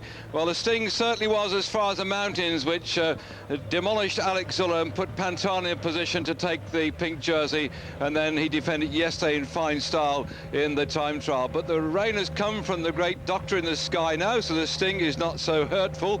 But as far as the riders are concerned, they've did not want to race very strongly. The officials realised as they came down on this stage today that the circuit in Milan was like a skating rink, and rather than have a Torval and Dean exhibition from these chaps who've ridden now 2,390 miles, they would count them as they came into the circuit, take the times there, and the race would be over at that point, except to see who would win the last stage of this, the 1998 Giro d'Italia. So at the end of this 9 laps, there are originally going to be 12 laps. There will be a thunderous sprint, or unless somebody slides off the front, to see who's going to win the final stage of the race. So a disappointing end to what has been, as far as I've been concerned, and I don't know how much of the race you've seen back at home in Great Britain, but as far as I've been concerned, one of the most interesting Tour of Italy we've had for a long time. Something happening every day, right the way throughout the whole of the race. And now as they come in, you can see the crowd here who've been waiting a long time for them to arrive. It's been a miserable, miserable day, and what a sad end to what has been a superb race. Pantani then in the pink jersey, now confirmed as the overall race leader. He's also got the King of the Mountains jersey, and it's been a long, long, long time since we've had a true climber win the Tour of Italy. And I'll just fill you in that in just a moment, whilst I fill you in some other things that have been happening today too, because coming into the finish today, we had thousands of cyclists that took part in the pedalata, and the pedalata is a rundown part of the run-in towards Milan that the riders took today. They came ahead of them, these thousands of cyclists, including in that group was Felice Gimondi, Francesco Moser, Gianni Motta, and one of the writers from Cycling Weekly, Tom Locke, who met up with the director of the Gazzetta event, Candido Canova, and those two chaps had a bit of a chat about it. Cycling Week, of course, dates back over 104 years, a bit longer, I think, than the actual Tour of Italy itself. So there was an annual reunion of those people who were taking part in this lovely little ride down in towards the town. Many of them now sheltering under the trees to watch the chaps who've covered 2,390 miles in the last 3 weeks of racing. Not a day off, straight the way through. Absolutely a tremendous race, which was a cliffhanger right until yesterday. The overall position then on the general classification coming into today, that Pantani is the leader, and he has a lead of 1 minute and 33 seconds over Pavel Tonkov of the Mappe Brickaby team, and in third spot, again as he was last year, Giuseppe Guerini. Tonkov was second last year, and Guerini was third last year and this year. So the two same places there, but Pantani's taken over the top spot in the pink jersey, and that was tremendous really to see him in the mountains. Gossi, who was the winner last year, retired. He had viral infection, then he had a problem in his stomach. It went down there, which destroyed him completely, so he had to get off his bike and stop. So last year's winner was unable to complete the whole of the course. Gossi, I would say, is quite a good climber, but not what I'd call a true, absolute out-and-out mountain goat like Pantani, who really surprised us all yesterday with a superb time trial. In that time trial over 38 kilometres yesterday, I'll put you in the picture in case you missed it, Sergei Gonchar won that one. That was his second time trial victory of the season. He won a stage in a time trial in the 4 days at Dunkirk, which you know takes place over 6 days, but that's French logic. Anyway, he won the time trial yesterday, did Gonchar, ahead of Padenzana of the Mercato Nuno Bianchi team. He was 29 seconds behind. The amazing thing was that Marco Pantani, finishing third yesterday at 30 seconds, only 1 second away from being second. I'll keep your eye on this lot to make sure they don't fall. We've already had one crash, by the way, and upended and find themselves sliding into the gutter. Was two of the riders.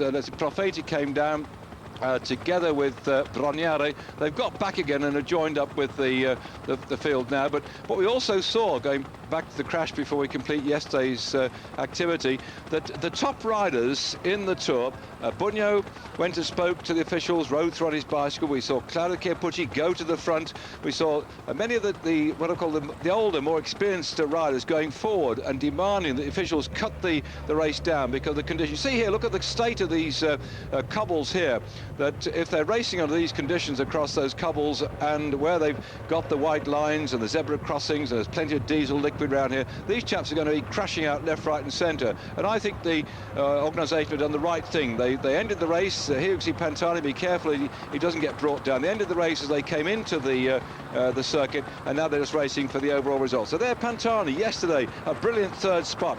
In fourth spot the time trial, Velo at 31 seconds. Tonkov was fifth at 35 seconds. So Marco Pantani pinched another 5 seconds off Tonkov when everybody was thinking that Tonkov would go ahead of Pantani on that time trial, and it will be down today to no more than 10-15 seconds difference, but Tonkov was probably going to be the victor. So that wasn't it at all. And as they're now going round on this triumphant wet circuit, I think we should also say to Alex Zuller, who survived the time trial, yes, finished 9th overall at 1 minute and 32 seconds. He has the guts to stay with the race.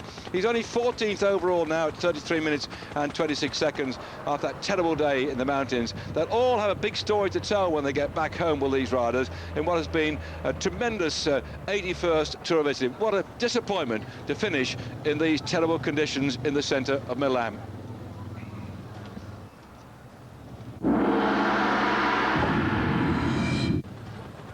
The survivors of this, the 1998 Tour of Italy, now wending their way around this 6.2 kilometre circuit. We're just picking up the last 2 or 3 laps of this race because nothing's happened really since they started out this morning at the crack of dawn at about 12:30 from Lignano. They've come down 173 kilometres to complete the whole distance. I've had a quick look then at Pavel, was it Pavel Tonkov or Skruk? I don't know. I just looked at my screen, saw him drift past, but all the face these riders then, they're coming here. The people applauding them on the side of the road because 94 of them have managed now to survive the course of this 2,390 odd miles of racing.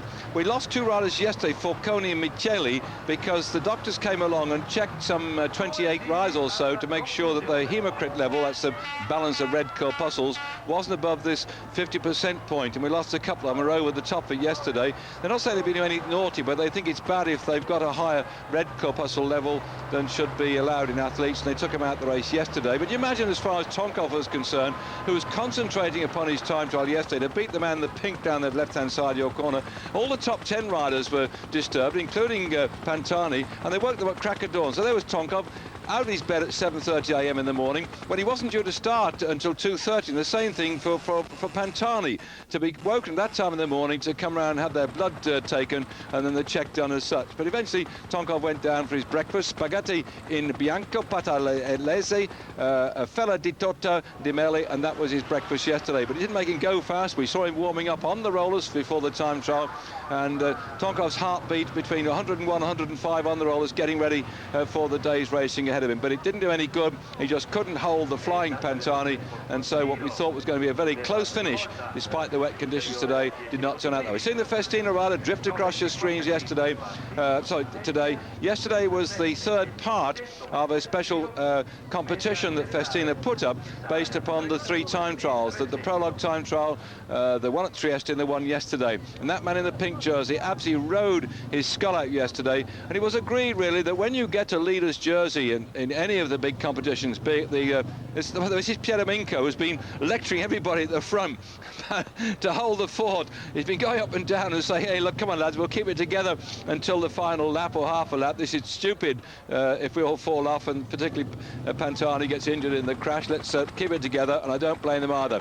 Anyway, the winner of the combination of the 3 times, the prologue, the Trieste one, and yesterday overall was Gonchar, who won the time trial yesterday. Second was Zuller, third was Tonkov, and that was the result of that special competition of the 3 time trials. And Gonchar, I'm glad he got that one. He also hoisted himself up into 10th spot overall. Rides for Cantina Toller, the wine import-export company, and he'll be pleased with that one. He won a time trial stage in the Tour of Italy last year and burst upon the scene with that one. He's been thereabouts ever since. So I think we've got to watch that fellow.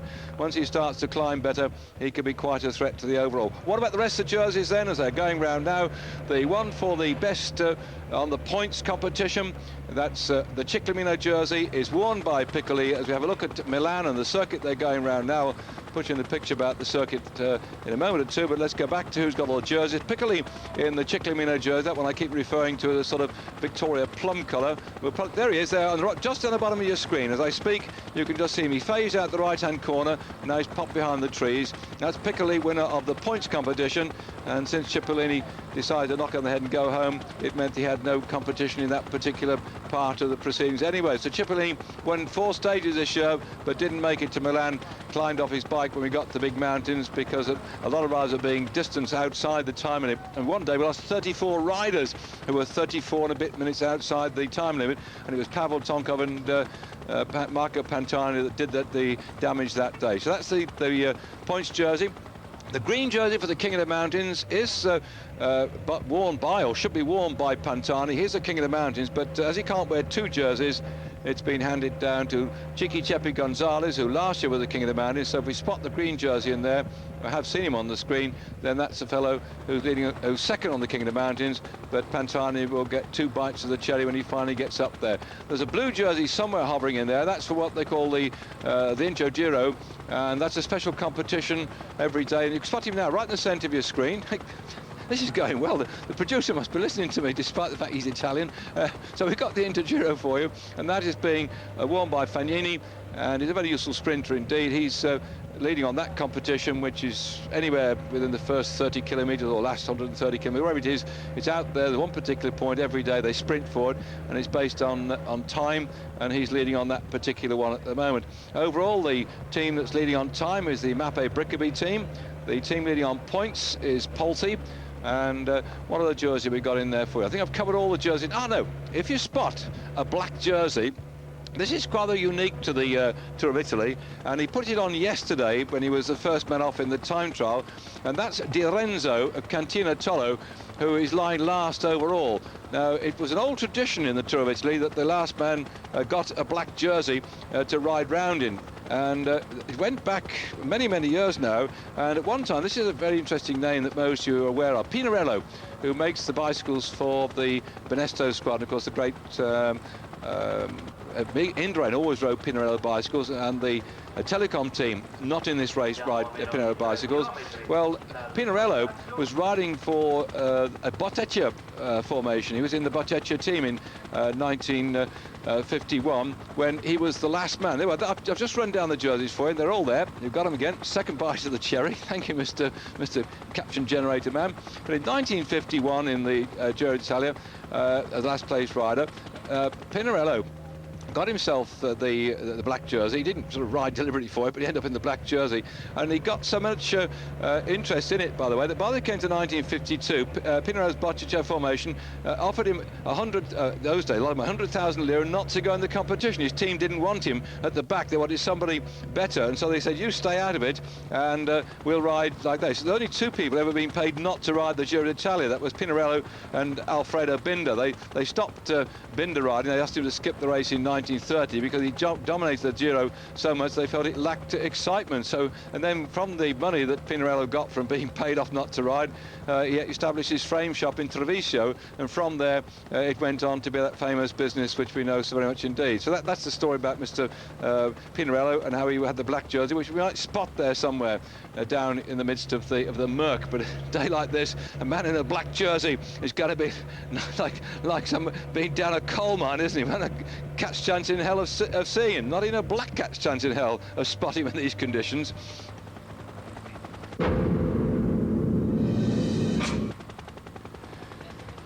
The riders still keeping together on these final 3 circuits of the centre of Milan. And thank goodness, by the way, we don't have the tram tracks here any longer. It's bad enough riding on conditions like this, where it's very slippy over the spots of diesel that's left about the place, or across the white lines which are painted, and we've already seen a couple of crashes anyway. But the riders take it very gently here. You can see all the three jurors on the left-hand side I've been talking about. Fagnini in the blue, he's even got blue shorts on as well, which is naughty because he rides for Psycho Cannondale and should be wearing the red shorts, but I think he's prepared to do a Cipollini and ride all neatly dressed at the moment. And we also saw the pink jersey then of Pantani, who leads on the King of the Mountains and the overall classification, just behind the Ciclamino jersey of the rider on points. So they're ganging up together, so they're all together and making sure they keep out of trouble, because certainly they did have trams here many years ago, because way back in the 1920s, by the way, as we're now seeing somebody trying to slide off here off the front and get a bit of a lead. So at long last things are beginning to happen, and that's De Pasquale of the Amore Vita team going off the front. They used to have tram tracks here in Milan, and the amazing thing was that the people in Milan driving cars in those days, there weren't many in the 1920s, but when they did, they drove on the left-hand side of the road, okay? When they went out of Milan, everywhere else in Italy, they drove on the right-hand side of the road. Why, you might ask, do they do that? Well, they did it because the tram tracks and the whole tram setup, which was quite important to move most of the population around, was laid down by the Brits, and we supplied British trams, British tram tracks and British design, and they were laid out on the left-hand side of the road for left-hand side operations. All the doors opened that way and everybody got off that way. So to preserve the traffic arrangements with the tram track, and this is true, the traffic in Milan, cars had to drive on the left-hand side, and outside Milan you drove on the right-hand side, which must have caused confusion. So Mr. Mussolini decided that it wasn't a sensible thing to do. In 1923, when he came to power, that's one of the things he stopped them driving on two sides of the road in Italy. And I think those of us who drive in Italy since then think they haven't got the law still sorted out. They're prepared to drive on either side of the road to get to where they want to go to. I'm exaggerating. Here we go then. Looks like the race is really ripped apart at the seams. The bell, that's 1 lap to go now. 6.2 kilometres. Are we seeing a real concerted effort to win the stage, or this just one of those try-ons that somebody sets up for his teammate to take advantage of it? We shall have to see as they now go just around this final circuit. Takes about 10 minutes at fast racing speed to go around this one, but I think it's going to take probably another couple of minutes longer with the conditions we've got today, which you can see on your screen, absolutely diabolical. Because apart from the slippiness of the circuit, lots of spray gets chucked up from the wheels, and bits of grit go up inside your mouth and up your nose and wherever it wants to go, and it makes life very difficult indeed. Well, they say very often the show's not over till the fat lady sings. Well, Pavarotti often appears at La Scala here in Milan, but he's not here to sing today. I think he's gone off to do the singing at the football game. But the thinnest man, I suppose, in Italy, Mr. Pantani, will certainly be singing in his bar when he gets back. He may not make the sound like Pavarotti, but I'd love to see those two on stage at some time. What a sight that would be, Mr. Pavarotti and Mr. Pantani. So no fat lady singing today. A lot of crying going on up there in the skies. It's been damp, dismal, and not very nice at all on this, the final stage of the Tour of Italy. As I said, I thought that the riders from the team here, the Amore Vita team, would start firing riders off. The first one that went from the team didn't get going for him, so the next one goes away again, and he's being chased down. And this is what's going to happen, I think, over the complete back end of this race now. Who can we have then who might sprint out? Because one or two sprinters left in this race. There aren't a lot of them there, but I've been looking down the list. Strazza for Cantina Tollo, good sprinter. Ferrigato from Vittorio Psycho. Piccoli in the purpley coloured jersey, he's also quite good when it comes to sprinting. Fagnini from the Psycho team in the blue, he's a quick sprinter too as well. So those are some we've got to watch out for, and I don't think they'll come out at the front of this bunch until probably the last 300 or 400 metres. So these chaps down the road have decided to get away and try and make sure that they can get distance between them and the rest of the pack, and the pack might be too scared to chase them down on the bends. Keep your fingers crossed that nobody falls off. And I was saying earlier on about the black jersey being the man who's last overall. Well, it was a black cat that brought down Pantani last year in the Tour of Italy and crashed out of the race when the cat went into his wheel. There's a rumour flying around that yesterday a dog was seen on the time trial course chasing after Pantani. Probably thought his thin legs were a juicy bone, and it's rumoured that the team director of the Mercato Uno team aimed his car at the dog to get it out of the way. I mean, fancy what a reputation, being brought down by a cat one year and a dog the next. but Pantani's had more than his fair share of problems. In fact, one of the cycling magazines in France had pictures of him once with all the arrows pointing towards the bones he'd broken, and he really is a bit of a bionic man, the damage he suffered. But all that pain over the years that he suffered, particularly after he broke his legs, he dedicated his recovery and dedicated his victory to his father. Let's hope he doesn't fall. Let's hope he gets to finish in one piece.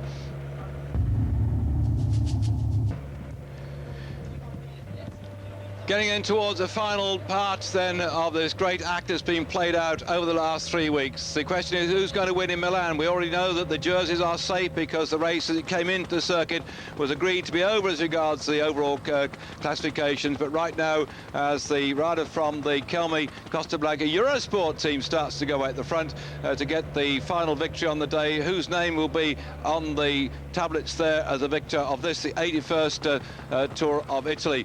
Live on Eurosport or record on Eurosport, depending on what you've been seeing throughout the last 3 weeks. First time we've been with it, and I've enjoyed every moment. There's Roberto here from the Kelme Costa Blanca team. He was up in the top 10 at one time, but he slid down. So many riders dropping out of contention as the race has gone on, and the mountains took their toll. We did come over some tremendous climbs in this final week, and it had its effect upon the field, who must now be very tired. And what a shame the weather is so bad at the end of it all like this, for their stiff legs and their bodies aching from what they've been through. As they go around this very interesting course, up and down the long straight road of the Corsa Sampione, which goes all the way out here in a straight line up to the north of Italy.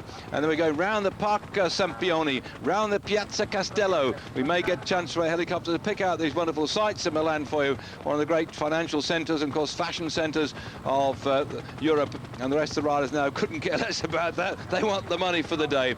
But as they start to string out now, I'm sure that the people back in the Bar dei Pini, where Pantani comes from, the Cesenatico is the little village he comes from. They absolutely exploded yesterday when he got the time trial, and I think they all helped themselves to a great quantity of piani alla Nutella, which is his favourite food. That's a chocolatey thing they have in it. He's spread upon bread.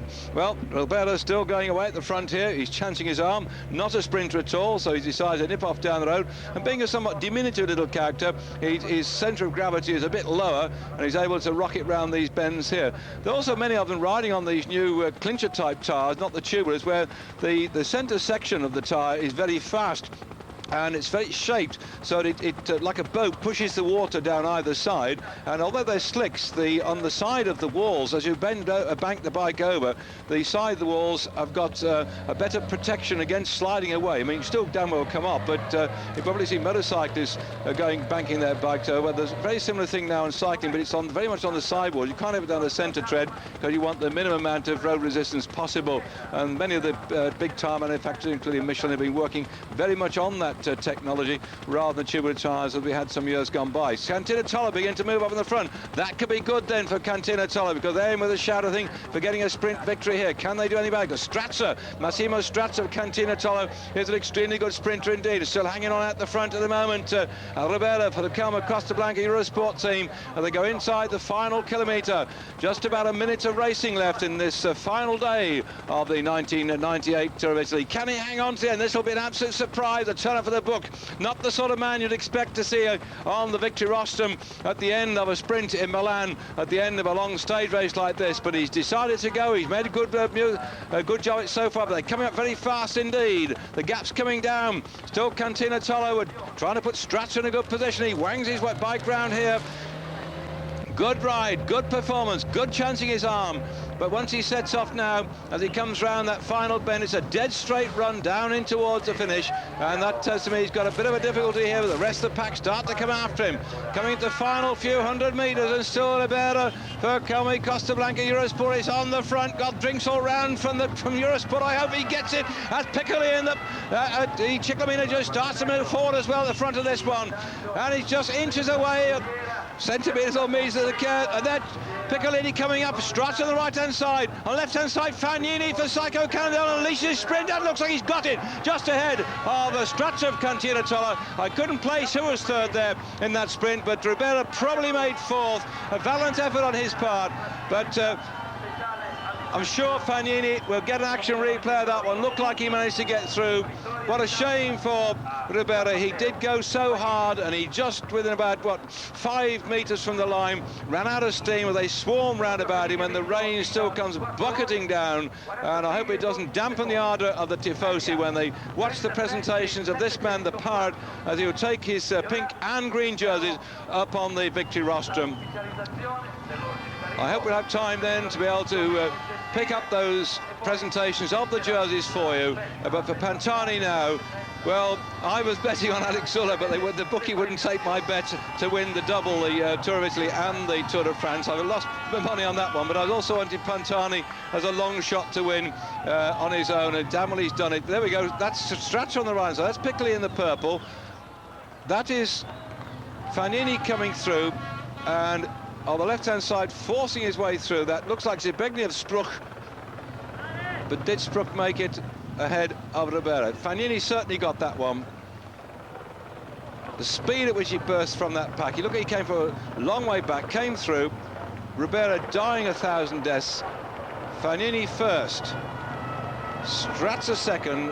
I think Spruch third, and Ribera fourth would be the answer. So to go with the jersey which he's won through being the winner of the Inter-Giro competition, now goes the success of the final stage. Certainly there is Stratza, yet at the beginning of Spruch, then Ribera, and that's it. So that's your top four today, and we'll be getting on with the jersey presentations in just a moment. So look at all the chaps with the shaved heads, by the way, here. If you haven't caught up with the stories that have been flying around, they're going to be held to it, I'm sure. You'll see so many bald heads here because the hairdresser, yes, Pantani has a hairdresser, has been on the race, and he was with the following car yesterday in the time trial. Watch Stratza again bursting past Ribera. The whole team agreed before the time trial yesterday, as the second and third as I saw it. So you keep watching in slow motion. If you've heard the story before, then just watch the pictures and put your fingers in your ears. But if you haven't, all the team, Mercato Uno team, not only the riders, but the mechanics, the soigneurs, the team director, have said that if Pantani kept his pink jersey yesterday and rode into Milan and won the Tour, they'd all have their heads shaved like him. And then they said to Pantani, well, what are you going to do? He said, I'm going to buy a wig. So there we are. That's confirmation. I got it right. Yeah, it was Piccoli fifth, Gualdi sixth, and there you see him on your screen now. So a lot of head shaving going on. I just imagine when they get back. Fagnini here riding for Psycho Cannondale isn't involved in the head shaving competition, so he'll go back home.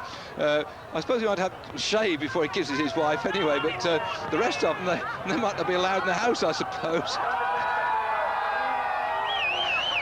Who would have expected this at the end of the Tour this year? We'd all have thought there might have been Mr. Cipollini himself up there.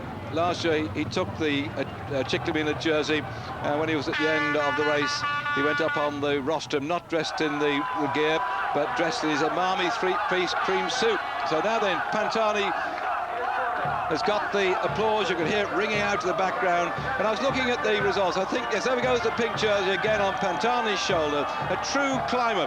The last true climber, I suppose, to win the Tour of Italy was Andy Hampson in 1988, when he took the green jersey and the climbing thing overall. Robert Miller, superb climber, was second in 1987. Look back to Fuente in 1972, who was second overall, another true climber. Charlie Gall won this race twice, 56 and 59. He was a true climber, and he won the King of the Mountains jersey too.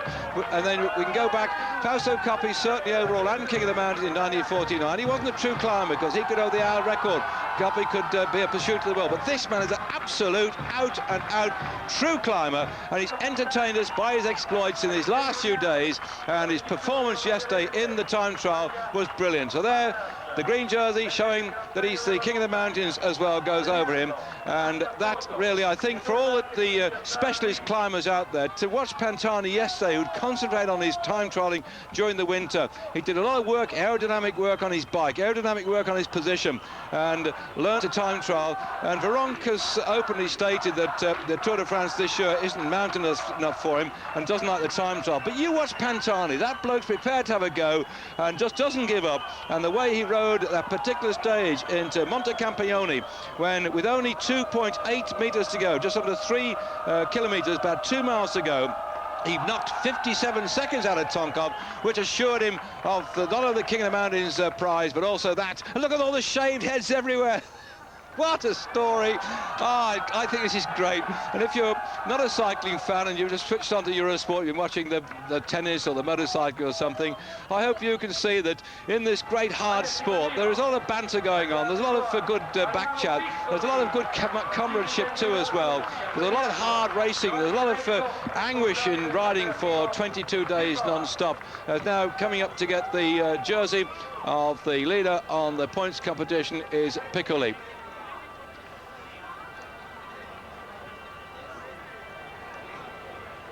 Well, that's it, another of the special parts of our competition, and he's had that jersey now, Piccoli, right the way through. He took it over, the Ciclamini jersey, after stage of Val Gardena. Bartoli held it before, the man who's been the leader, still the leader on the World Cup, had it, but Piccoli started out with it, lost it to Bartoli. Bartoli eliminated outside the time limit on the stage into Asiago by the performance of this man here when the whole of the thing erupted, when the big mountain climbers went up there and blasted away all the hopes and aims and aspirations of so many riders. We've had the pink jersey on the shoulders of Alex Zuller for 3 days when the race started. Then Gunshar, the specialist time trialist, took it over a couple of days. And then Bartoli had it, and that was amazing for him. He was so happy to get the pink jersey, Bartoli, on that stage into Frascati. Then Zuller got it back and kept it till Laurent Roux took it over. Then André No supplied everybody by taking the pink jersey. Zuller got it back for 3 days. Then Pantani has had the pink jersey now for the last 5 days. This is his 6th day in pink, and there up on the rostrum, a disappointed Pavel Tonkov, but still he was second last year, he was first the year before that, and he's won the Tour of Switzerland, which we're also going to cover on Eurosport. Guarini on the right-hand side of your picture there, third last year in the Tour of Italy, third again this year for the Polti team. So we've got a nice mixed bag there of all Italian sponsors of the top 3 riders in this year's Tour of Italy.